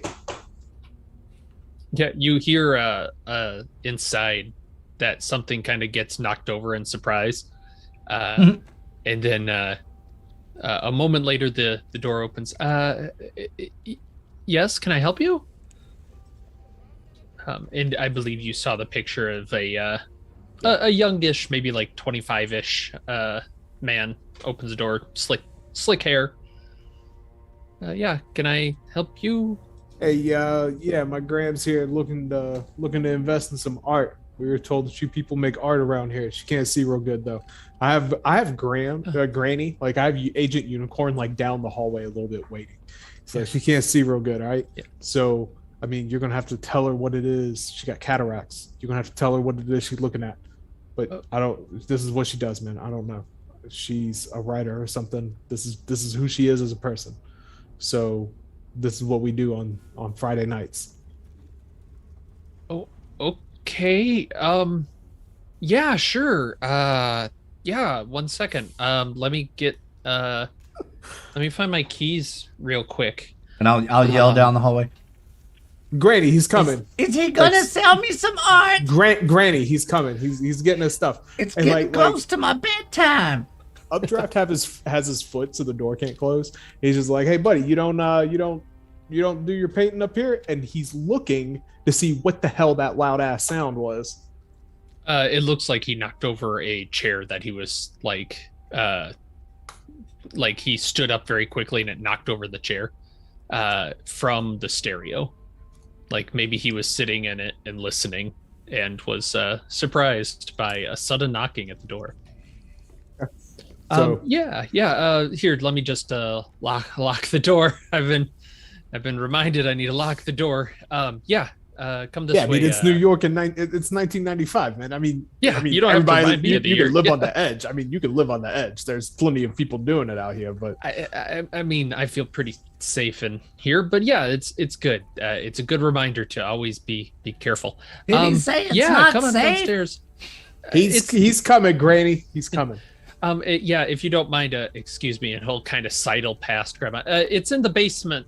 Down this way. We got to go outside. Sorry. All right, come on. And Updraft offers his arm to Agent Unicorn to steady herself on Well, because they- she can't see super We'll great. play the part very well.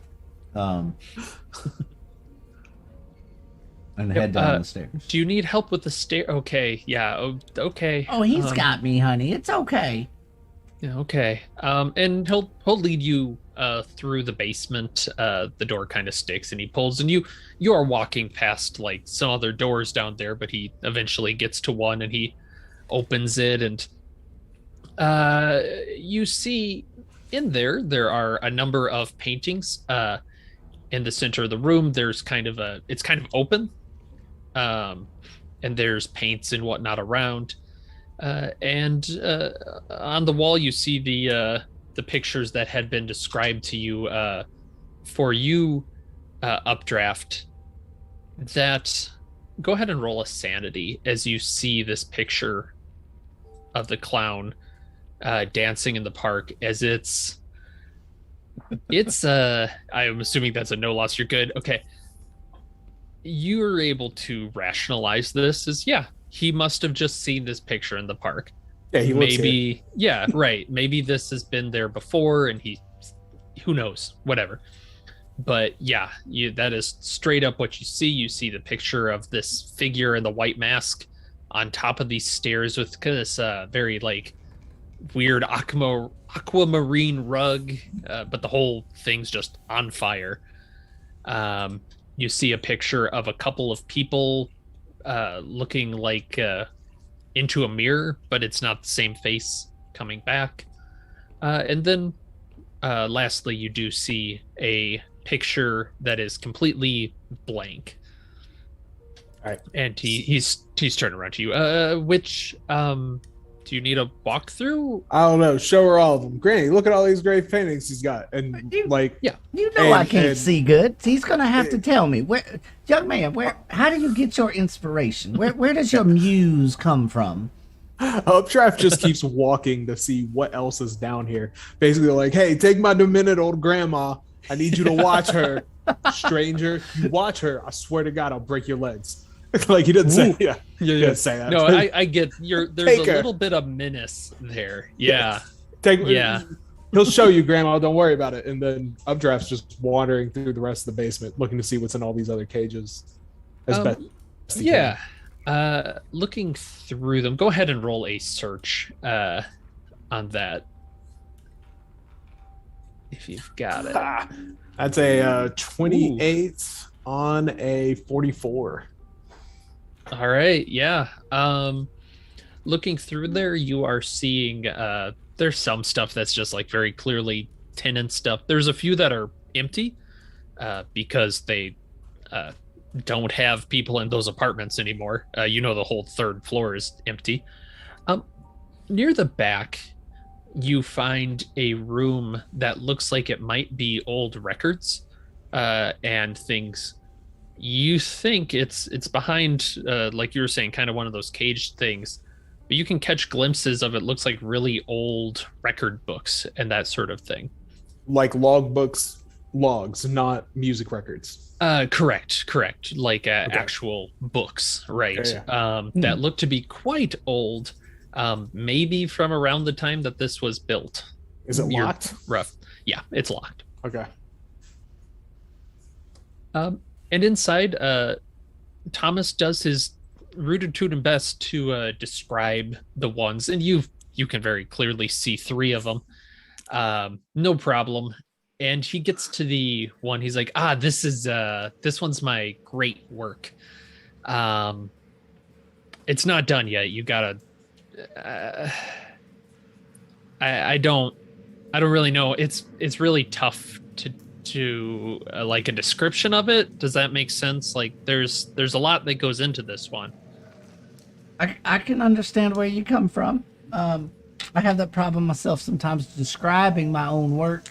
I'm an author, so I tell stories with words, and you tell stories with pictures.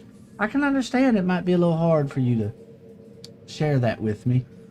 Yeah. You know what? I know you say you have bad sight, and I would you mind just sitting here for a while, like, and looking at it? Because I think if you take the time, you'd really see something here. Like, you might see what I'm getting at. I can understand that. Yeah, I could use a rest. We've been walking all afternoon looking for this place. I'm just wore out. And so she'll sit down on the stool. And so tell me more about your muse while I stare into your canvas. Oh, I mean, it's kind of funny. I just I don't know how to put it. It's like sometimes I just see, like, I listen and I paint what I hear. Does that make sense? Absolutely. I write what I see. You paint what you hear. Exactly, right. Yeah, and it's I don't know how to describe it right now. And he's looking almost a little like he's getting hit with some anxiety of just like I don't know how to say it. I paint what I hear. It's okay. You don't have to prove yourself one artist to another. It's okay. Let's. Do I need to make a roll or anything to see if I start seeing anything? Because I'm kind of leaning that way. Yeah. It depends how long you want to take, because he basically sits you down and will just kind of wait with you facing kind of in this crummy fold-out chair that he paints on, just staring at this blank white canvas. How long do you want to wait looking at this thing? Every once in a while, I will glance up and see how far Agent Updraft is. If I can see him kind of making his way through this, I'm gonna wait for as long as it takes for him to get back to me after kind of searching the area. So whatever that 20, 30 minutes, whatever amount of time that takes.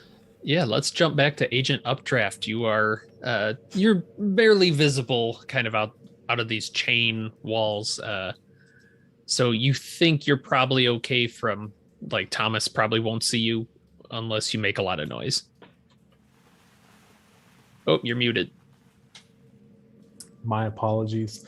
I want to go ahead and see if I can maybe pick that lock or break the lock. Okay. Do you have any lock picking skills by any chance? I have, hold on, I got criminology and yeah. Yeah, I could buy a straight criminology roll. You could probably attempt it. Oof, rolling against 30. Oof. Yeah, it's a Negative. tough one if you don't have the Yeah, you're kind of fiddling with it, and it's dragging on for a bit, and you're really like, I'm not making headway, and I don't know how long you take before you get too frustrated, but this room is just not working for you. Yeah, if he's, I'm sure it's hard to see, and the lack of good picks right now, just trying to use, paper clips and stuff in his pocket. Yeah. Yeah, maybe we come back with the universal key. All right. Are you heading back in with Graham then? Yeah. And then Okay. after that, I mean, he's only going to try for a minute, not Okay. trying to make too much noise. That way, if he did make any noise, be like, yeah, I tripped into something. Yeah, And that makes sense. he's going to come back and be like, as he's coming up before he's right up on him, he'd be like, hey, Graham, you think you found something? You found something you like? I'm thinking about it. I'm focusing. And so how long is it? How long do you think it's been? Maybe like 3 or 4 minutes. Oh, not long at all. No, not long at all, since he was trying to do stuff. And just looking at it, you're not seeing anything at this point. And he is kind of looking at you almost expectantly. So I want to push him just a little bit more on his muse. Maybe I can make a persuade to kind of ask him, like, is when you paint what you hear, is it words or sounds or ideas or voices? Yeah, go ahead and do a persuade. Ooh, 37 out of 40. I'm rolling good tonight so Right. far. And he gets a little like flushed, but you've kind of coached this as like you're an art person, so he's like, well, I don't know how to put this, but I can't paint during the day. You understand? It's at night. I can see, like I listen, and I can hear the party. It doesn't make sense. I don't know. Hey, there's a party? Are you talking about the party on the roof? I don't know what you're talking about. Sometimes people have parties on roofs, I hear, in New York. Maybe that's what I meant. Not really here. Nah, Tommy. No, not Grandma. Nobody's on the roof, Grandma. Jesus. Ain't nobody on the roof and nobody's by the window. Crazy Right? things happen in New York. They tell me people have rooftop parties, and it's the 90s. Sure they do, Granny. I'm sure they all do, but listen, they ain't doing it. Just chill with that. God, she's killing me, man. So, Granny, you gonna pick one? I don't know. I can't make up my mind. They're all so good. There's something about this one. How much you want for this? My greatest work. It's not done. You sure you want it? You want it? You want it? How long do you think it'll be till it's finished? I do like it. Yeah, I don't know. It's an elusive painting. I'm working on it, but it's tough. How much for a deposit? Yeah.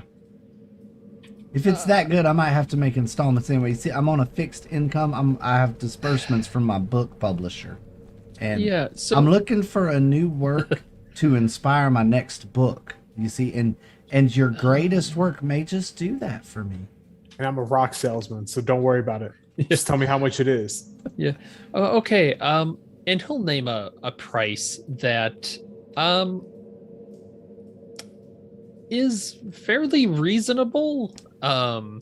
If this were, not just a blank canvas, like based on the size of it and everything. I mean, it'd probably go for a few $1,000s today. At the time, convert for that. But $250.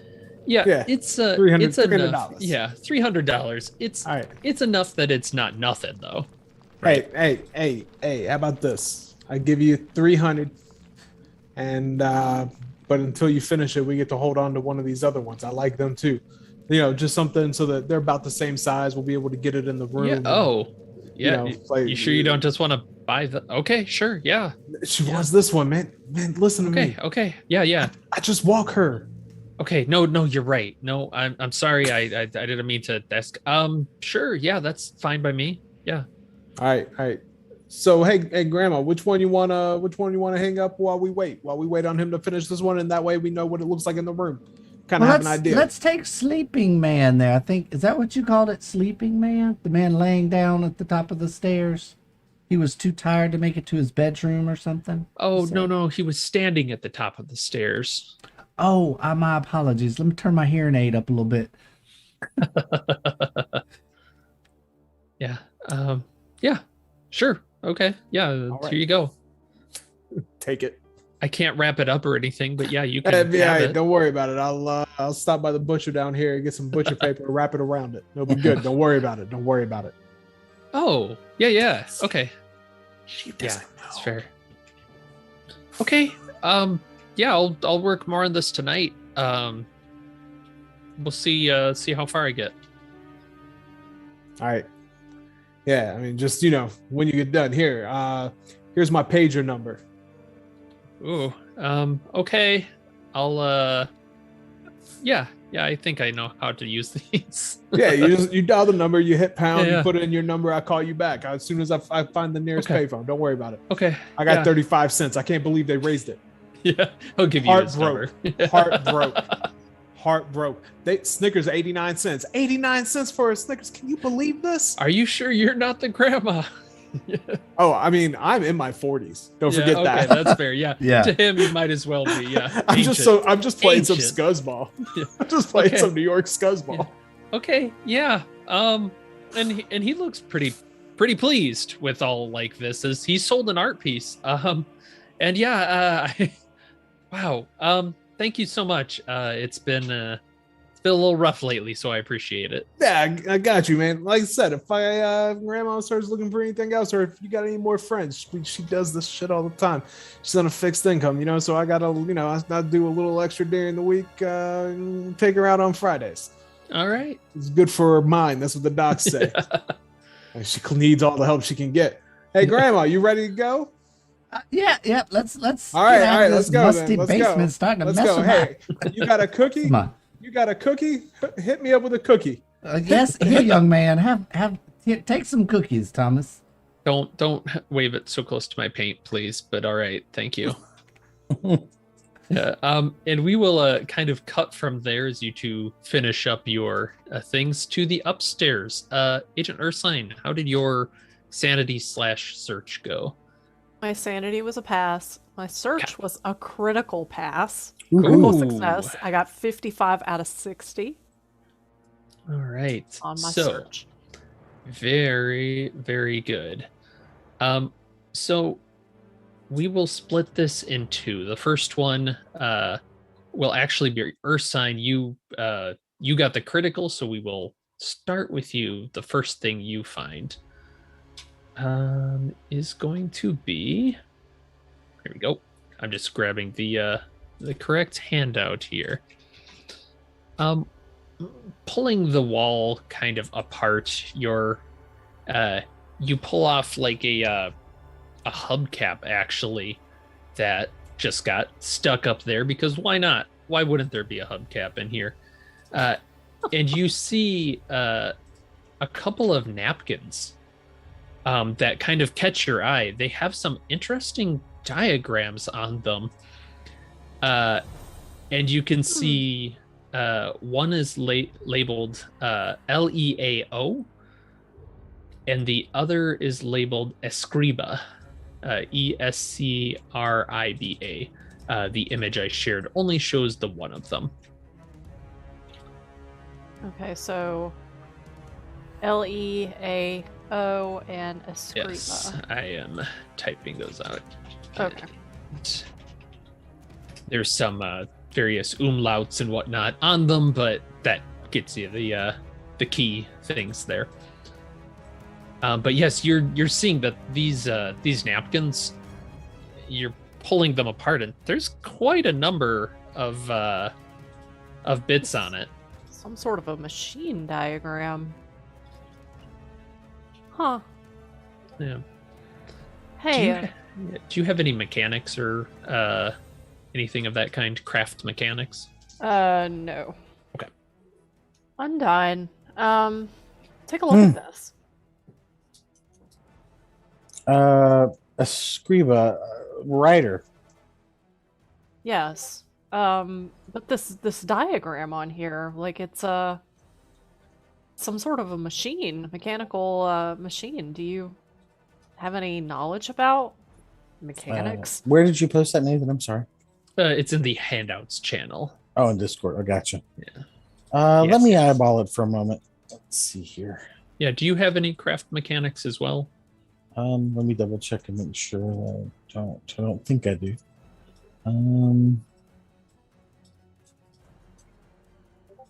Negative. I can't Okay. believe that. I can't believe that. I mean, it's all good. Yeah. It's pretty advanced machinery as you're looking through it. Huh. And I wonder if Abigail drew this or if this is something she found. I think we should show this to the others. Agreed.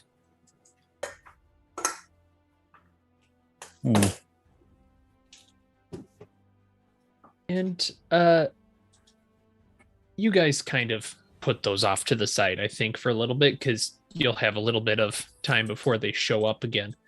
And Agent Undine, you find you are combing one of these grids, right? You're doing this, and you're next to this that army backpack, the giant walkie-talkie. And you realize you kind of hear a little bit of a buzz out of it. And you can see, like, it's stuck to the wall. It's like kind of got this amber resin that's stuck it. Like, it's more than just the normal I can't think of the word right now, but the stuff that had been epoxy, thank you, that had been stuck to the wall. So it looks like it's kind of really on there good, but the control panel and the telephone on this backpack still remain functional, and you can almost hear like something coming out of it.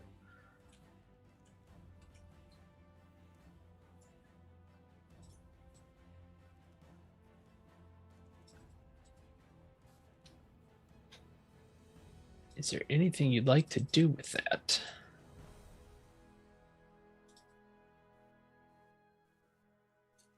That's for you, Undine. Oh, I'm sorry. I was still pondering the LEAO. Oh, looking at the diagrams. So there's a telephone still where? It's yeah, kind of that old military backpack. Like an telephone. RTO radio telephone operator. Yeah, I think you guys have some military background there. You'd recognize it as like a World War II era walkie-talkie. What the heck is this doing here? I'm gonna put it up to my my ear and crank it.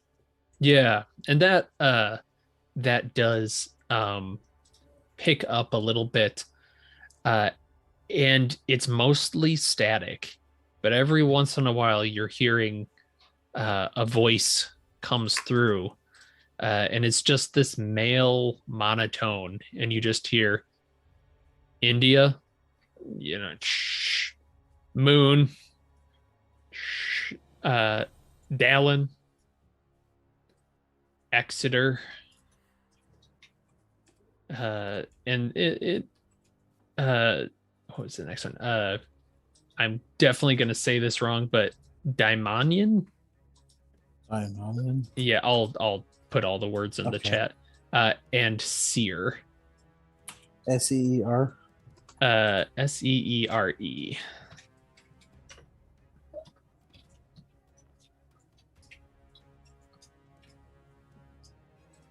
And it Leo. What's Latin for lion? Leo?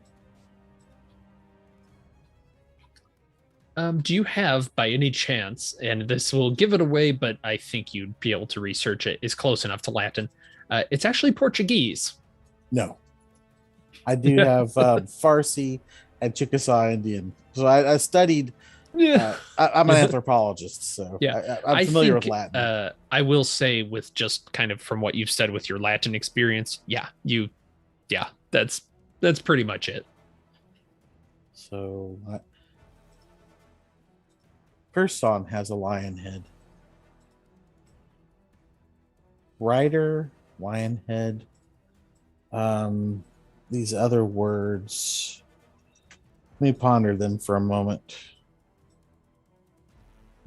You said you put those in the channel. Yep, I put those in the chat, Down. and then the radio itself. You So- can, now that you've kind of got an eye on it, you could look a little bit more. You actually see there is a serial number on there that you could research further if you desired.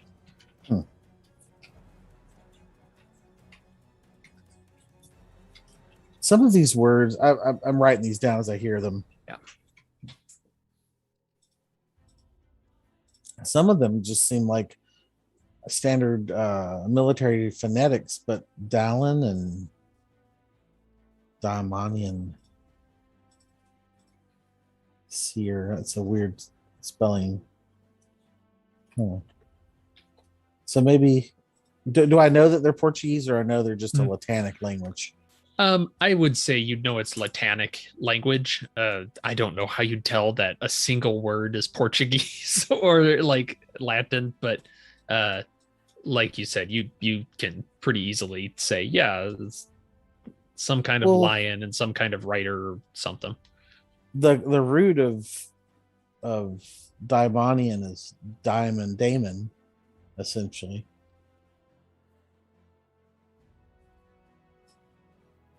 I'm gonna have to find a dictionary,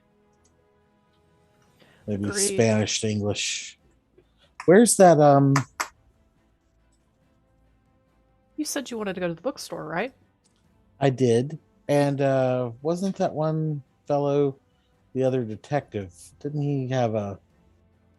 He looked slightly Latin to me. Is that correct in memory, Nathan? Girodonda, yeah, Yeah. I think he'd probably be have a little experience with that. Probably, I'm not sure exactly where he's from. I could look it up. It's a shame Actually, he's I not think he might around. be. Yeah. You do have his number. He said he'd be back to help out Monday. Sounds like he had some other stuff he needed to do. We also don't know if he's legit or not. Let's are you done here, Ursine? For now? I think we are looking at an unending project here. I say as I just kind of like run my eyes across this wall of just junk. Well, you say that you are making progress, though. Just in case that's not clear, you actually are doing fairly well. And at some point, the other two will kind of shuffle in as you're thinking maybe we're a third-ish done, maybe a little less than that. This RTO radio here is picking up communication from somewhere. But we all know that radio can travel, across the cosmos. So it could be bouncing off the atmosphere. It could have been a long distance away. And I want to be clear: it is a walkie-talkie, not just a radio. Yeah, like a handheld, like a backpack with a walkie-talkie attached to it, correct? Yeah, right. Yeah, RTO backpack. Okay. Right. So I'm gonna need a dictionary of some sorts, and I definitely want to see if I can find something related to Solomon. Let's try that bookstore if it's still open. What time of day is it?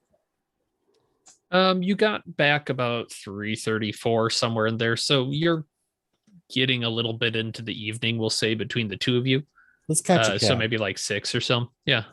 Excellent. All right. So are the two of you going to the bookstore? Undyne, would you like to try responding in this walkie-talkie? I don't know what to say. I get get the gist of the message, maybe, but I don't know. I don't want to chase the source off. I If you- understand. Yeah, if we don't have something that's meaningful to say, it very well could just stop communicating at all. I think you're right. I think a trip to the bookstore would be a good idea. Do we want to wait until the others get back? Um, We'll have them show up right around then, just so you guys had a pretty quick visit downstairs. I think time wise that works out nicely.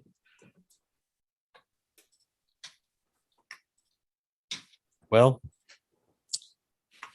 I think we're going to need some outside knowledge on this one. This radio is active and picking up very strange communications. Do any of you happen to have a like a botanic background? Oh, wait a minute, Ursine, you're a doctor, right? Yes, I am. How's your Latin? As good as any other doctor. Pretty good. I thought you all wrote in that daily when you wrote prescriptions. Wow. I think that's just some sort of arcane, doctor speak. It's not not Latin. What's a Chicken scroll? scratchamus. I got you. Okay. Yeah. It's Dr. Uh, Lee's. Yeah. Do any of Scribbles. these words mean anything to you? Dallin, Daimonian, seer with an extra E on the end? No, none of those look familiar to me unless the handler tells me I can roll something. Do you have any like Latin language stuff? No. That kind of stuff. I don't have any. What's your what do you have for like a medical type surgery? Because I do agree. I think there's some kind of background that we could apply here. Well, I have an 80 in medicine. Biology and Yeah, I've got a I think 60 in yeah. biology and a 70 in surgery. I think kind of to the point of the doctors would use enough of that yeah, you can kind of come up with that. So I will put the definition of the one that you probably actually recognize out of the list as being kind of a Latin base. I'm gonna spell it right. The diamond. Oh man, say can you say it again, Undine? I think you say it right. Daimonian. Daimonian Yeah. is an inward mentor conceived as partaking of the nature of a demon or inspired by one. Daemon, essentially, of or related to a demon. Hmm. And lion here on this paper, and writer or author.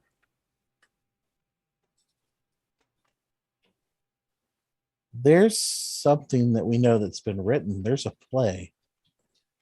Do either of you have I'm sorry, occult? Oh yeah, let's see. What's my Yeah. I have 20, so I could try to roll I think it. yeah. Go ahead and roll it at a plus 20. Can I roll mine at plus 20? Yeah, go ahead. Excellent. What is your level at there? 60. Okay. Oh, yours is at 60? Yeah. Yeah, no, you recognize it. Seer is a common name for another prince of hell. Oh, okay. So it's If you look it up on that website, that is one of the names. gotcha. It'd probably be in the Key of Solomon too if I had it. Right. Yeah, this is another diabolic entity. I don't know which one. Exeter probably is as well. I don't think they're talking about the town. India and Moon. And I bet Dallin is as well. Perhaps. I think your idea about going to the bookstore is a good one. We might find some books on demonology there. Perhaps some sort of a listing of the different sorts of demons. That's the Lesser Key of Solomon. Even the one that was created by Aleister Crowley, the more sensational one, it's an encyclopedia of the hierarchy of hell. So Okay. while it's not as pure, quote unquote, it would be useful if they don't have the original. I agree. Yeah, I see why you were looking for that book now. I didn't know that's what that was. It's like the Encyclopedia Britannica of the Damned. Okay. Yeah. Description. All right. So I think you would pose the question. The other two you've returned at this point. You see they've made some progress in bagging and boxing, and I'm assuming as you're doing this, you're doing the logging and everything Oh, yeah. that Yep. Doing you're it the right expected way. to. Yep. Following the steps, as it were. 3 Um, fish hens, 2 turtle doves. Yeah, and you hear these two. They're talking about possibly going to the bookstore. Are you coming along? I'm just curious. You said encyclopedia. You guy upstairs an encyclopedia salesman. He might as well be on Mars. He's on the 6th floor. Yeah, it's true. There aren't 6 floors. Yeah, we could go to the. What I would get. Updraft, do you want to go to the library, or do we want to work on some of this? Give them a break. We need to check in with the handler because this is really serious stuff, like above our pay grade. Nah, we're You good. do- Marcus you doesn't do. even know about this yet. I have a feeling that he would just tell us that we're on our own. I think he expects us to be able to get the job done. That's why he sent us. Don't want to bother talking to him. So why don't we just go ahead and you were talking about going to a bookstore? Yeah. All right. Y'all, I mean, this radio, it's been making racket like this. Uh-huh. All right. So Updraft has experience with military equipment. He's going to look this over, basically PMCS this and make sure that it is actually functioning like it is supposed to be functioning. Gotcha. It's Yes. functional. You have what's your military at? Uh, I think it's military pretty science, good, right? Yeah. 40. Oh yeah, that's enough. Yeah, you would recognize that as kind of the one I linked as an SCR 300 walkie-talkie. It's in quotes, used by Allied forces in World War II. Looking at it, you can also see the serial code on it, and this thing is in superb condition. Like this could have walked off the battlefield and just been here today, is how good that is. Okay. I'm going to pull the serial number and the NSN. Okay. Just to double check both of those against known NSNs that's available in a catalog.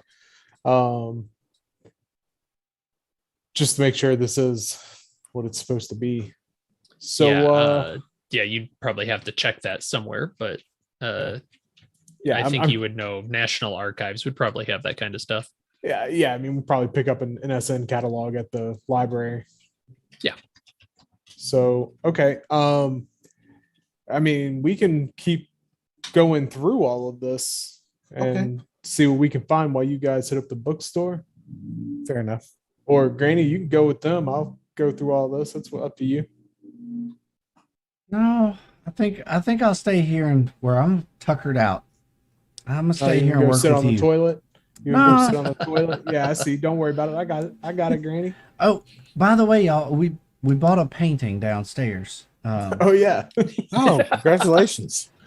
I Yeah, bought the his cloud painting. his greatest work, and I brought this one home just to kind of.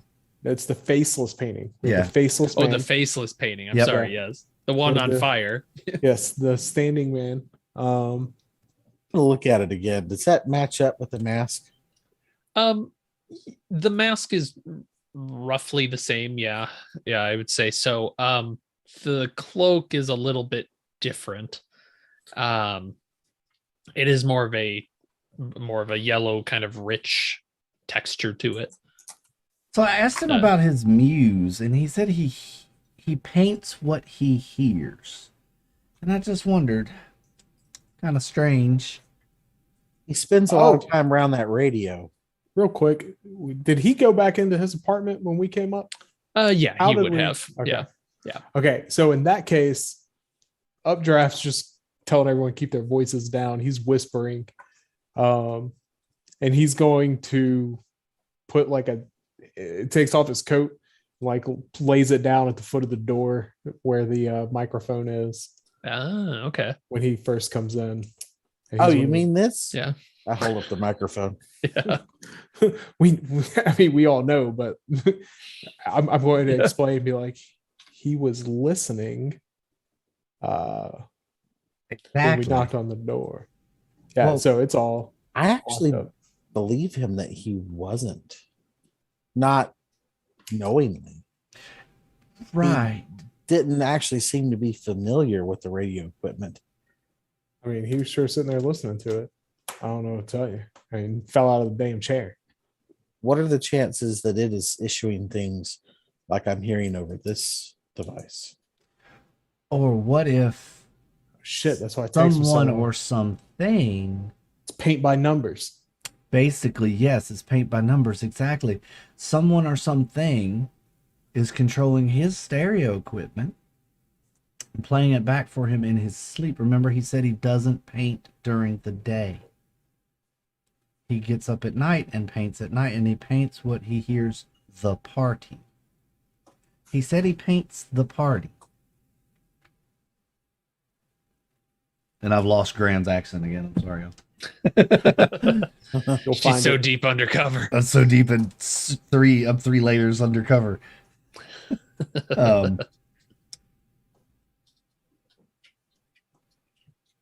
He paints the party. Is the party the collective cast of the play? That's what I'm thinking.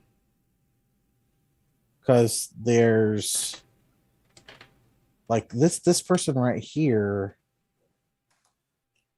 is wait a minute. Are there any commonalities It's between Londine. okay, between the imagery that's in any of the paintings that we saw and Mhm. anything in the play that notes that? I see. In the not in that play in particular, but I mean, you met Mark Rourke and the Smoking Lounge, so you know that it's talking about a place as well, but not in his paintings in particular. Do we recognize the stairwell as the stairwell to the roof Ah, of this building? No, it is. You have it right there. It's very clearly Right. not the same Very stairwell. clearly not the same stairwell. Yeah. Okay. If you had to guess, now that you're really looking at it, maybe a residential stairwell, like to like an attic or like another level up, like just a house stairs. Okay. Like with a banister and regular staircase. Okay. Yeah, man, that place is on fire. Like that's the only part that makes it difficult. Is the whole place is completely just chock-a-block full of flames.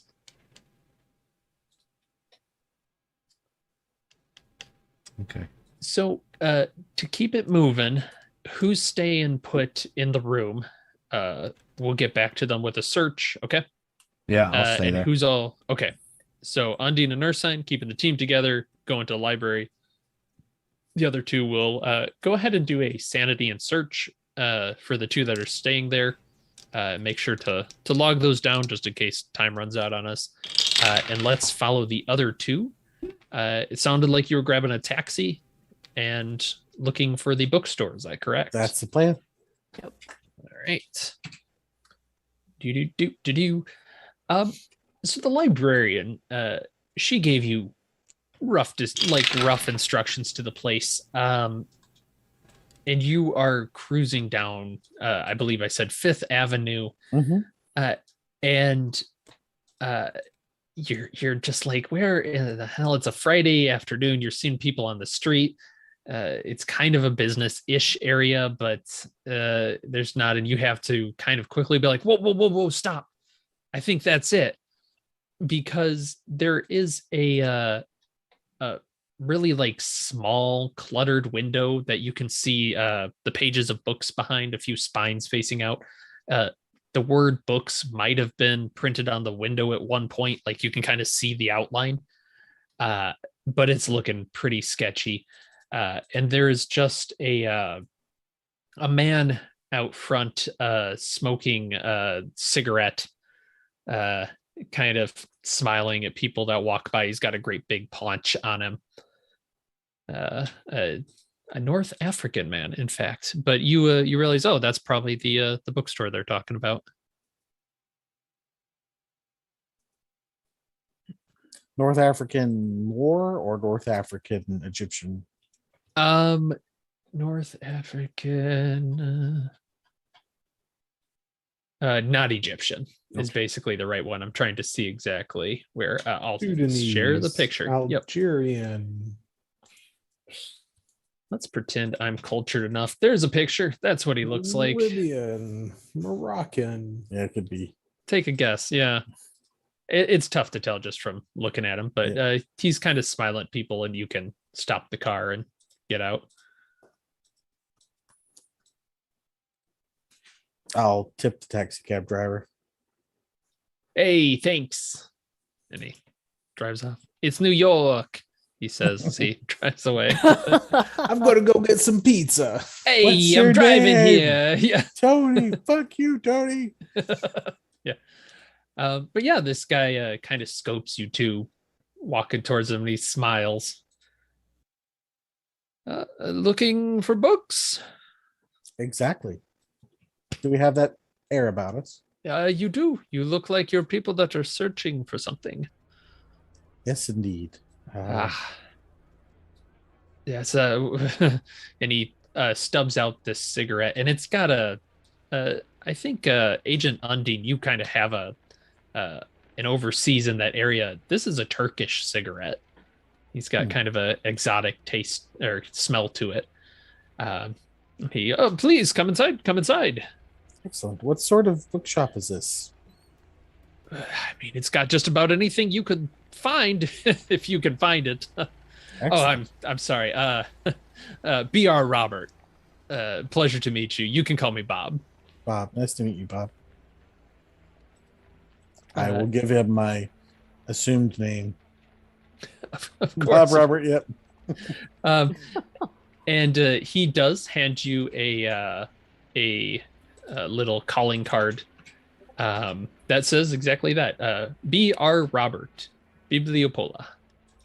It's kind of a nice thick business card. Like, this is very nice. And he is all smiles. You can see the big gap between his teeth as he kind of directs you inside. I'm afraid that this the vessel is a bit unorganized, but you can find pretty much anything you want here.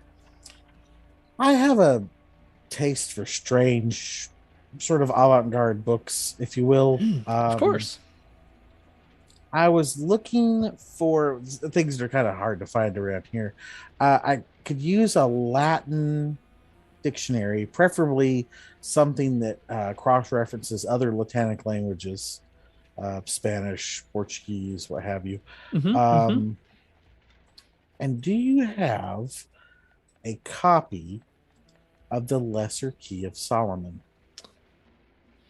Oh, yes. I think I have something. You know what? I think I actually have one better for you, if I had to guess. Looking into demonology, that sort of thing, right? Yeah. That's Yes, what yeah. he was famous for. Absolutely. Yes. Please come in. And you guys are getting into this bookshop, and what you are seeing are just shelves and shelves of books that are threatening to tip over at any moment. The floors underfoot almost look like they're sagging a little bit under the weight. There's some water damage you can see dripping down from the roof. This doesn't seem like an entirely safe area. Just naked light bulbs hanging down, swinging a little bit as he passes by. There's a dead one every once in a while. It's not great, but he very cheerfully is leading you back into the stacks as he's kind of doing the old like of course, here I think I have just the thing of what you're looking for. Tell me, are you familiar with the and he has the name on hand. The Hygromantia? Hygromantia? Am I saying that No. correctly? What's the scope of the book? And he pulls out a book that you can see looks like it may be from about the 15th century. Oh my goodness. Yes, unknown author. But the text refers to him as Solomon. Well, the lesser key is that way. It assumes that it's Solomon, but it never really has it never proves itself. Yes, exactly. That's exactly. Actually, you might not know this, but there are some rumors, that it was actually a French nobleman named Augustus Castaigne, and his son Gabriel Castaigne that actually wrote it. But Castaigne? yes, I look at Ursine. Castaigne. The name is familiar. Night manager.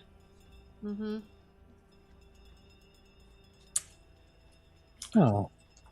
It's an odd name to have encountered so many times in the last few days. Sorry, go ahead. really, You were you've run saying, into a Castaigne here. if they're Greek, I mean, there's plenty of immigration that occurred here That's fair. and in New York. Yeah, it's of course. I suppose I shouldn't be completely surprised, but yes, this is a fine piece of literature that I think would match what you need. It is in Latin, I'm afraid, but you won't find a more correct tome on the streets. If you have something more mundane in the form of a Latin dictionary, I could probably, with what I know in that, get through the book. Yes, I think that sounds good. Oh no. One moment, I need to go get a ladder. All right. And he's kind of eyeballs something up there. It's the Latin dictionary. He walks away for the moment, leaving you holding this book. So I assume you said it was 1500 something? 15th century, yes. Okay, It's 15th kind of century, so you 14th. have quite good occult, so that's kind of, not everyone would pick that up, but you can think that Check pretty easily. It's Bible print style. I assume what's the binding like? Has it been rebound? It has not been rebound. It actually looks to be in surprisingly good condition for what it is. But as you're flipping through it, you start you're just kind of like glancing through it, appraising it.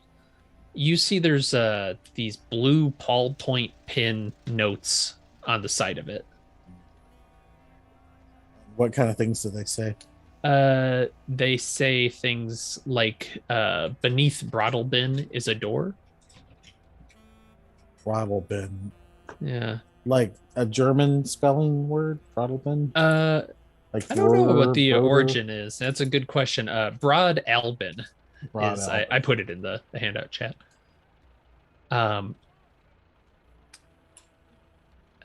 What else we got? You think in your, like, if you were to start reading it, you'd probably catch a few more, but that's one that just kind of jumped out at you. I think I know how to get the answer to this one. I'll wait for him to return. Yeah, and he'll come back with a ladder. 1 second. Please watch your head there, miss. Up the ladder. And he's a little wobbly on it, but he grabs the Latin book and pulls it out, and you see it teeters. And then he comes down and yep. There's that breath, the pause, and he hands you a dusty Latin to American, Most excellent, basically. Mr. Robert. Most excellent. Yes, of course. A question for you. Have you lived in New York long? Yeah, it was for a while. This location written here, it sounds familiar. Are you familiar with it? And I'll point out Brodelbin. Yes, I think I've heard about that. Yeah. I couldn't tell you where it is, though. I'm afraid. Do you have a map or an almanac of New York? Well, sure, but not one that's up to date. I don't think it would have to be. Okay. How do you know who's owned this book previously? It's been written in. Oh, I'm sorry. That's I usually don't like selling secondhand copies like that in such a state. I'm sorry. Oh, it's still fascinating. It doesn't hurt my feelings. Oh, I mean, okay. we would happily take a discount on it since it's been defaced. I'm sure you would. That's funny. Yeah, I'm sure we can work something out. Absolutely. Um, yes. Come this way. I'll see if I can find who originally had Thank this. you. And he will walk up to the front, and you see he has a kind of a big safe that he pops open and pulls out a book that he begins to kind of look down. Is there a map sitting out or an almanac somewhere? He is correct in saying that any map. Go ahead and do a search roll. Actually, let's put it up to a roll and see. I just don't want to metagame this. Yeah. Ursine, if you would help, feel free to also roll. Or if there's anything else you want to look for, let me know. I failed. Okay. No maps. Oops, I've gone way too deep in my clicking here. Let's see.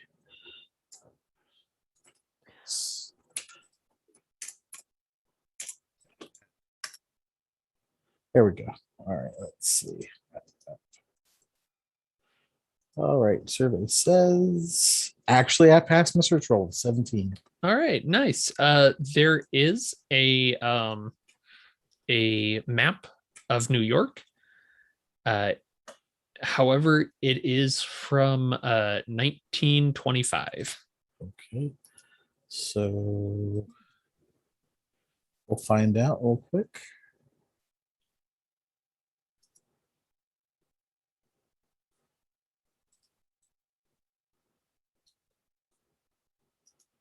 Yeah, and yeah, just right looking here.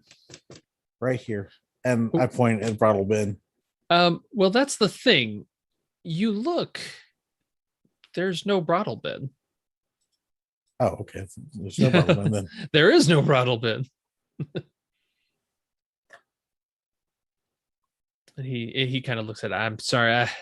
Yeah, right. You obviously no, but that's interesting. Yes, the previous owner of that book. Interesting. I just have them down here as Marbus. Marbus, Marbis. BAS, I believe. Marbas. Yes. Any recollection of who they were? Oh, I don't usually like to talk about previous clients. Marbas? Are you sure? Yes. I'm quite sure, yes. So I flipped through this book. Does it actually have the hierarchy of health? Yes, it does. I flipped to the M's. Yes, it is in there. Marbas.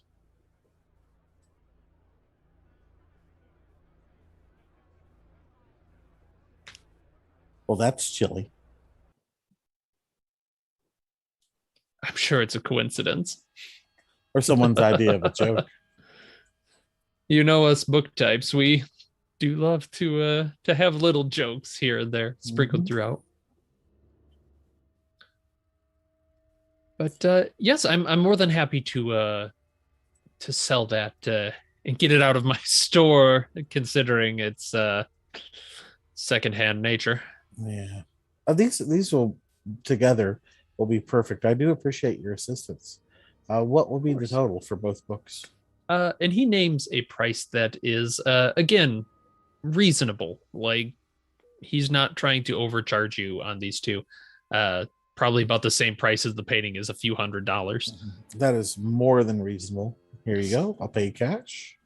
Thank you Can kindly. I have a receipt by chance? Oh, absolutely. And he gets a piece of paper. Um, if you don't mind, what is today's date? What did we say? It was the 16th? 11th. 11th. 11th. 11th of August, 1995. Okay, thank you. What's your guys' human at? Just out of curiosity. Check. 40. 40. 33. 33. He is that a roll or just what it's at? Let's no, just say that's you what's want us that. to Yeah. roll? Oh yeah, go ahead and roll. Okay. This might be an opportunity for improvement. That's a fail. And I failed as well. Okay. He just kind of pauses as he's writing it out, and then finishes it up. You have some Farsi language stuff. So kind of looking at it, you Turkish You and Persian are recognize- close. Yeah.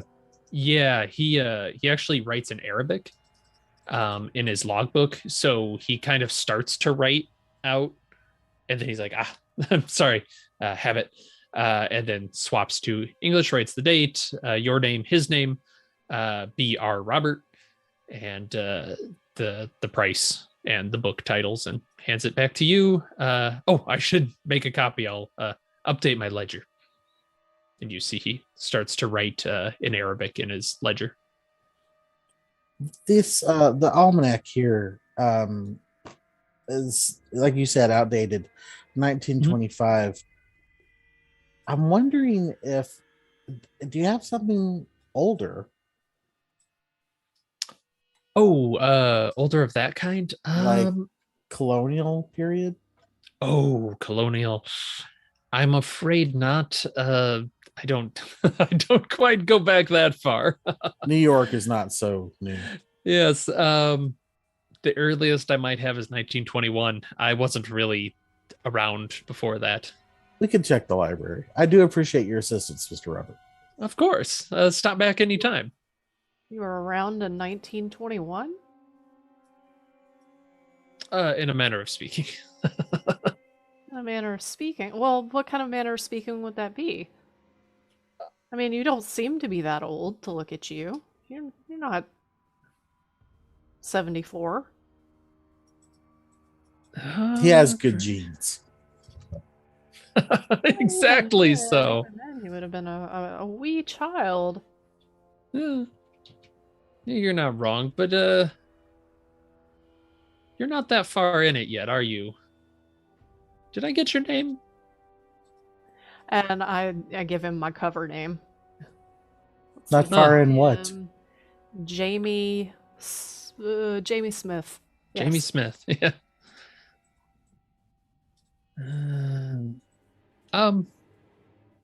We're getting into something. We just don't know what yet. Literature, I would say. Yes. You're getting into literature. And he kind of flashes that big grin of his. Do you have any books about mechanical diagrams or any books from that time period that might have mechanical diagrams in them? Oh, that's interesting. Do I have any books about mechanical diagrams? Let me go check. Certainly. And he goes back into the shelves for a moment. And I'm just double checking a page. Ooh, I'll lean And over and I'll- listen. I'll whisper, Undyne. Did you catch that? Yeah. That book is signed by Marvis. So either someone was playing a joke or one of the hierarchy of hell was the previous owner of that book. It mentions a town, which I think I've heard of, but it's not in this almanac. So we have to go back further to before towns. Yes, but he wouldn't have anything before 1921 because he wasn't around before then. Did you see how uncomfortable he got when I asked him about his age? Yeah, he's strange. I don't think he's who he says he is. He's got a tie to Turkey and North Africa and obviously writes Arabic, but he's not really, he doesn't truly belong to those cultures. I can tell you that for a fact. You know what? I'll wait until we're gone. I have a thought that I Okay. don't want to speak here. Fair enough. And as you're kind of finishing up that, he comes back. I'm sorry, I don't have exactly probably what you're looking for right now, but you mentioned mechanical things, and I do have kind of an interesting bit. You got my memory going. With that book that you found. Allow me to show you. And he's holding this very large. It's got like, it's a hardcover. It's almost like a folio book that he thuds down on the counter, and he pulls it over, and you can see the first page reveals it is signed by its prior owners as A. Castaigne, G. Castaigne, and H. Castaigne. So this book was in their family? It appears so, and they were rumored to be quite the mechanical prodigies at the time. Yes. It is called A Horse by Degrees, and I think if you flip through it, you'll see exactly what I mean. Wait a minute. Where have we heard that before? I Does couldn't that- say. Does that name ring a bell to you? Or saying A Horse by Degrees? Was it a painting? The name does not. The name of the book does not ring a bell. My character is not as addled as I am. Was it one of Yeah. the paintings named A Horse by Degrees? No, I don't think you've run into this. Okay. Fair enough. If someone remembers better than I, please correct me, but I don't believe you run into it. And as he's kind of just very high level flipping through it, you see that the first bit is a horse from the side, and he flips about 20 pages in, and it's like you cut the horse and diagrammed it out, and then he flips again, and it's cut again, like he just took little slices of this horse. And there's like, he's just kind of flipping through it quickly. You can see little writing bits throughout of this. It's just something interesting from the time period. Yeah, it's a Indeed it interesting is. coincidence. Would you Well, like to purchase that as well? please? What would the price be? Yes, we're interested. This one's a little bit higher. Like this is enough that you might have to explain it to someone if they saw you charging it. I am careful with my money, and I recognize unique objects when I see them. Indeed. That's just a little high for me to be able to afford right now. Although, if you were to hold it for us, we would appreciate that. Of course, yes, I'll be here. I'll make a phone call and see if we can get the funding for it. Of course. Always glad to have repeat customers. Thank you, Mr. Robert. I appreciate your time. Excellent. Now, inside the shop, does it smell like cigarette smoke? Yeah, there's a pretty good smell of cigarette smoke. There's a little bit of a just like the musty book smell. Mm-hmm. Little bit of water around, so it's almost got a little bit of dampness to it.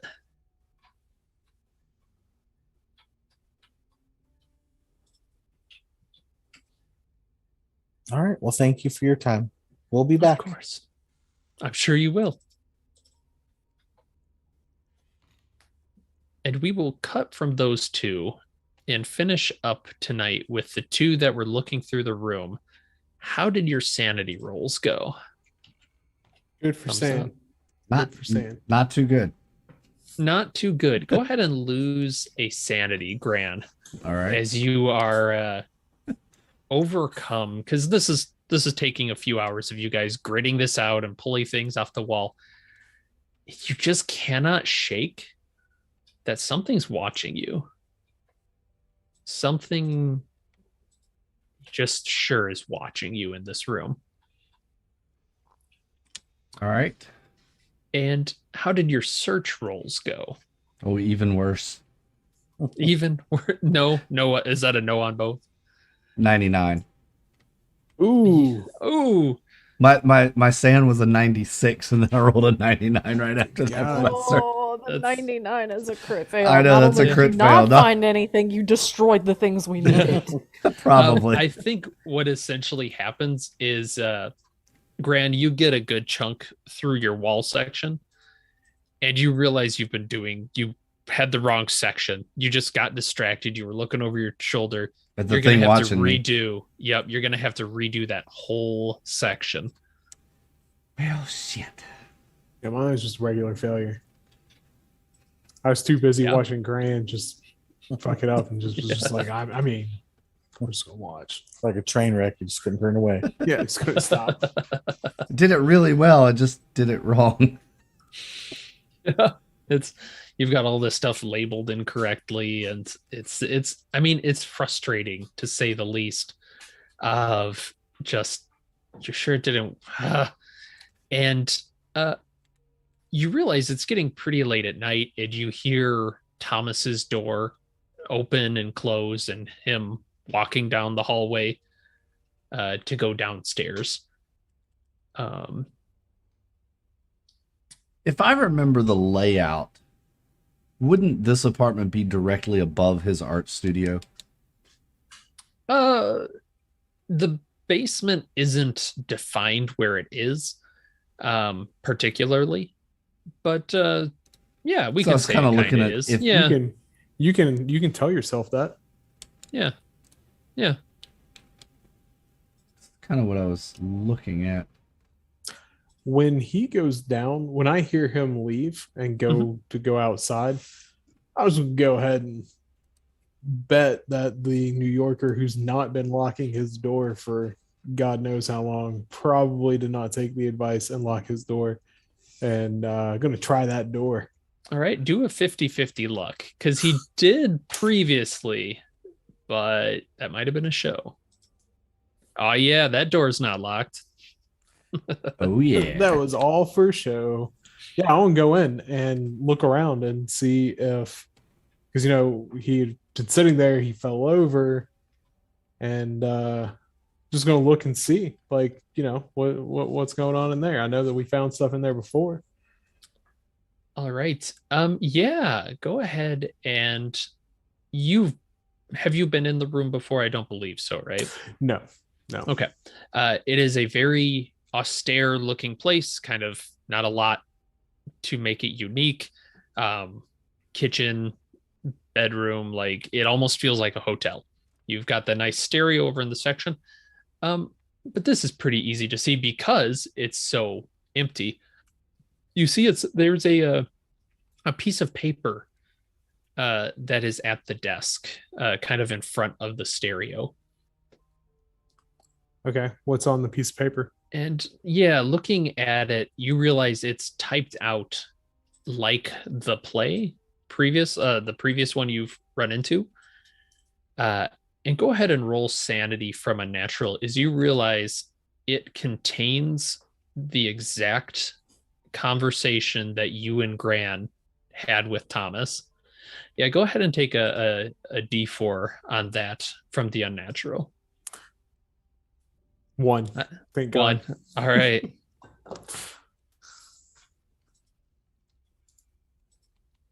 Yeah, it's from what you remember, word for word. The other play. No. What you just had, it is the you conversation talking we to just him, had. buying the artwork. Leaving. Yep. Oh, okay. So, all right. Yeah, the end of it is basically exit federal agents, exit Thomas Manuel. Yep. Okay, so it even identifies us. Yep. All right. So, real quick on the way out, check the freezer. Is he freezing half gallons of milk? No, man. You ain't doing that. Just me? Am I the only person who's ever been poor? Jesus. Yeah. I mean, there's a head. No, there's not a head, but boy, there should be. Roll a sanity. Open the freezer, roll a sanity. Classic. All right. So what we'll kind of do is you guys are finishing up the night. You'll all regroup, I assume, back at the McAllister. Mm-hmm.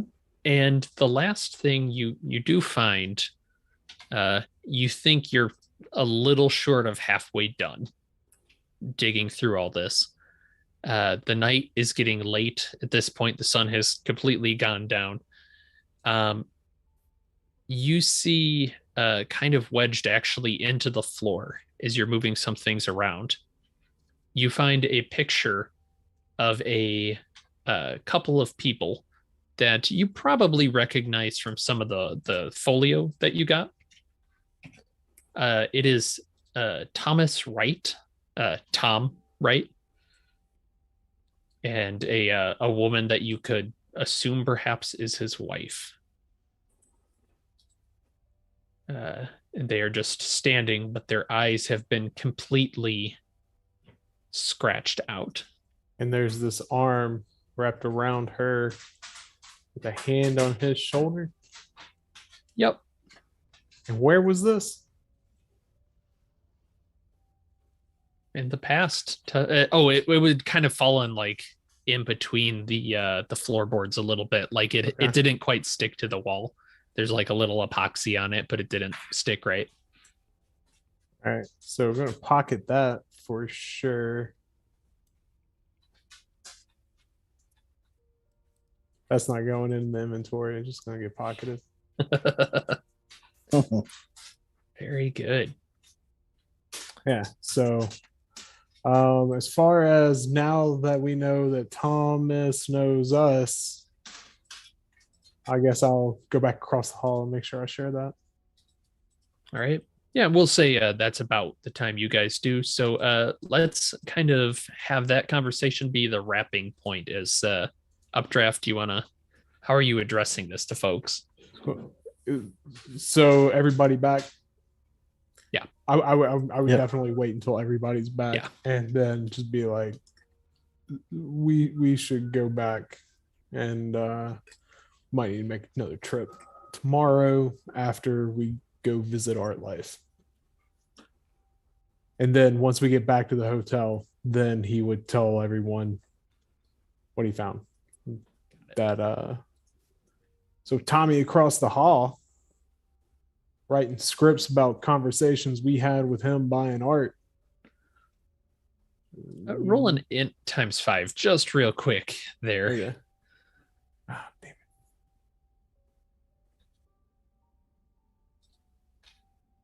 19. 19. He doesn't have a typewriter. The play is like written with a typewriter. Well, that's even more fucked up. Yeah, it couldn't be Thomas. So I'll go ahead and just, point it out. Be like, he has this typed script of the conversation we had, identified us as federal agents in the script. That's And- problematic. No typewriter in that room. And I'm telling you, he was listening at the stereo when he fell over off that chair. But I we have pulled a up the feeling microphone. How could he be listening? He's listening to something else telling him things. It's Oh, did we Yeah. pull that microphone out? Oh, I okay. pull it out of my pocket again, drop it in his Okay. hand. All right, cool. Yeah, no, he's listening at that stereo. You want to know what's really weird? I pull out the Hygromatia. This is the little key of Solomon, not the lesser key. And the previous owner was one Marbas. And I flip in the book and I point at Marbas. Yeah. And we don't even want to talk about the store we bought it from and the individual who runs it. Who's that? The B.R. Robert. And he was an interesting fellow. I get the impression he may also be D- It looks like a Kinda more. It's been Like he well knows what's traveled. going on. Yeah, I think he Yeah, knows. he knows, and he said some things about, oh, he wasn't around before 1921, which is when this building was built. He asked, "Oh, you haven't gotten very deep yet, have you?" When I asked him about his age, because he said he hadn't been around before 21. And he had a very strange collection of books, not to mention the observations that Undine made about his use of Arabic and the cigarettes he was smoking and just his We're general Turkish. demeanor. Yeah. Hold on. And this guy's name, he's looking at the card. This guy told you his name is Robert. Pretty Essentially, much. It's You you, wanna- know obviously assumed, but yeah. Obviously. I mean, You want to bet that's not his name? 'Cause Shocker. I would bet it's not. shocker. His name. Oh my god. oh, it Exactly. gets even stranger. The book here and the other book that we couldn't afford outright, which is a treaty on mechanical devices, written think it at some was- point. It was a like a biological diagram of a horse, wasn't it? Horse by Degrees, all Yep. written by a family named Castaigne, which is the name of the last name of the The night, night manager. manager. Fighter of the day manager. And I can tell you, I've all my travels, I've never heard the last name Castaigne until I heard it here. I might be grasping at straws here, but this note in this book beneath Bradalabin as a door, that it doesn't match exactly, but it's pretty close to Darabundi, the man who was the architect of this building. I'm pretty sure I've heard this name before, and You it's a don't think it was- place. Yeah, and you don't think it was As some the- sort of an anagram or a puzzle? as they like to say, I'm not from around here. I mean, real quick. You remember this name? I mean, From it where? sounds familiar. You just don't know. Okay. Huh.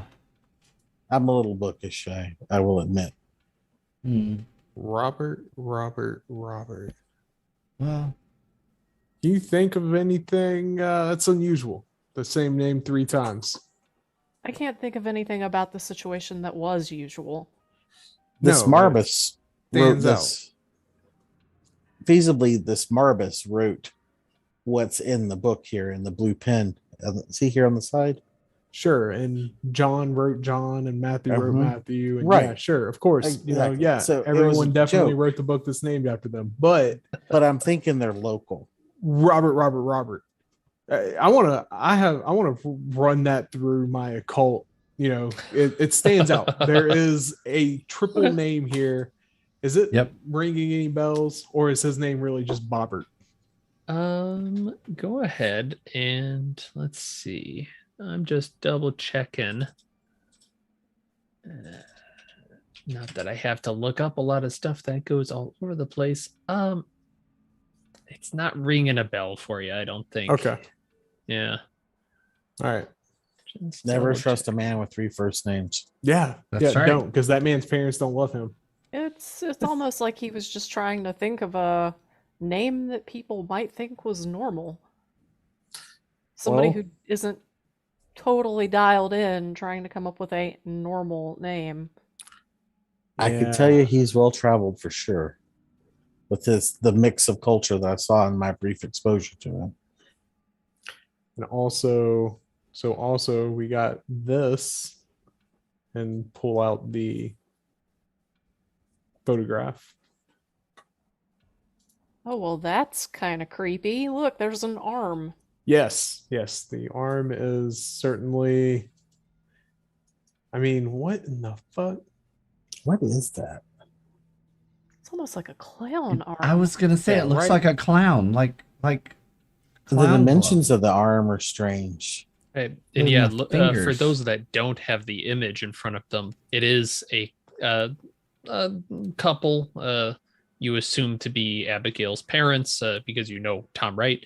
And leaning back behind the wife is a hand reaching from out of frame behind them to grasp onto Thomas's shoulder.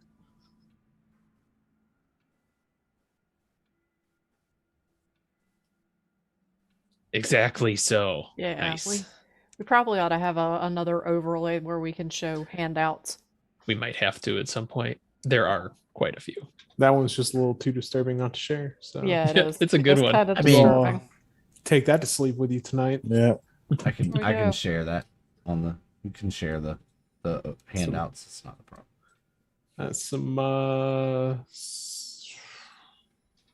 disturbed Is it only individuals. 3 fingers and a thumb? It's odd. The robes to that tell, he's yeah. wearing, does it look the like the thumbs, sure. robes in the painting? Here we go. The robes do not, but they kind of match what that clown looked like. In the clown painting. Okay. Yeah, yeah. Yeah. Okay. Aha. Here we go. This is what we needed.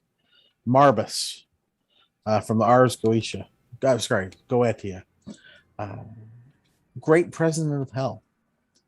Over 36 legions of demons. Hidden or secret things. Gives wisdom and knowledge in the mechanical arts. Okay. Depicted as a great lion. Okay.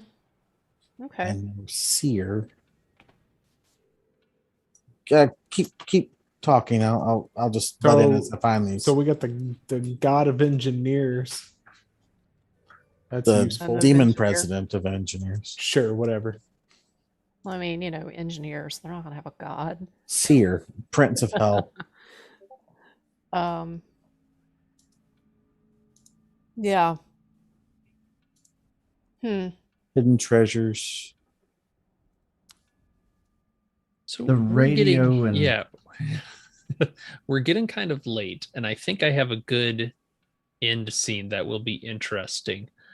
As you kind of go off for the night, I assume you're not. Is anyone staying here overnight, or are you heading heck back no. to the hotel? No. We had this whole conversation Cowards. at the hotel, right? Yeah. Oh, that's exactly. true. We're Yeah, like, that's we're true. like Yeah, you'd driving. already We didn't hang Yeah. out. We didn't hang out. We were Yeah. like, nope, dipping out. We noped out of Yeah.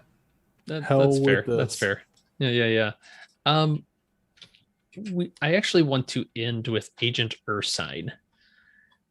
Because you're looking through the Demon's Craftsman at night. As you're looking through it, you're reading about Asa Darabandi, kind of his madness that they found out after he was after he disappeared and they found the dead body of a girl. What's the name of the book again? The Demon's Craftsman. Yes, the Demon's Okay. Craftsman. I can find that in a bit. But go ahead and roll a sanity for me as you're looking through this. You find a picture in it, and it has the title Mr. Darabandi, Asa. And it's him in front of a hotel with a big gold bee on the door. You can see some gargoyles out front and whatnot. And he is standing there with a number of people, just kind of dressed for the times. And looking down, you see a man you recognize. And we flip back a few years. Back when you were still where is it, your original name, back when you were still Barbara Nelson, and you're getting in your car, you've seen some stuff in a lab, stuff that unnerves you, to say the least, brains that don't make sense, and you've raised it up the flagpole enough, and you see a face through the window, knock on it, and it's a man in a suit, kind of dumpy looking, honestly. He knocks on your window.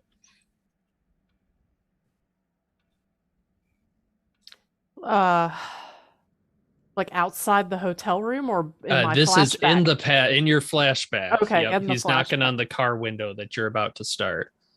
Okay, I'm gonna roll the window down. Uh, sorry to bug you, Miss Nelson. The name's Mosby.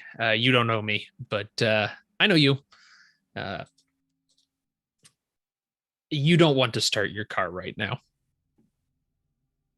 Oh, Certain people have been watching you and what you've seen. Well, suffice to say, you won't survive getting in that car. the conspiracy that I uncovered. Exactly so. Yes. Oh, oh my God. Yes. I'm sorry. I have to be the one to tell you this. But I do have some good news for you. Is in this briefcase, I do have money. I do have false passports. I can give you a new life, but you have to leave now. Oh, based on what I've seen these people can do, I think you're right. Yeah, I'm sorry. I wish it wasn't this way, but I'm going to give you a name of a contact. Are you aware of the group Delta Green? No, I've never heard of that in my life. I will be passing you off to someone. You will never see me again. But always be looking out for you there, Barbara. Thank you, Mosby.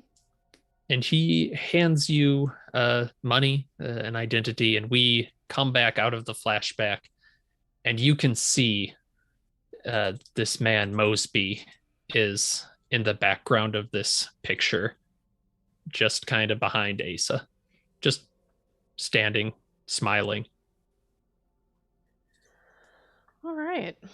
That's where we'll end for tonight. Oh boy, exciting cliffhanger. Right? Right? I hope so. Indeed. Yeah. It Yeah. is like, wow. All right, everybody.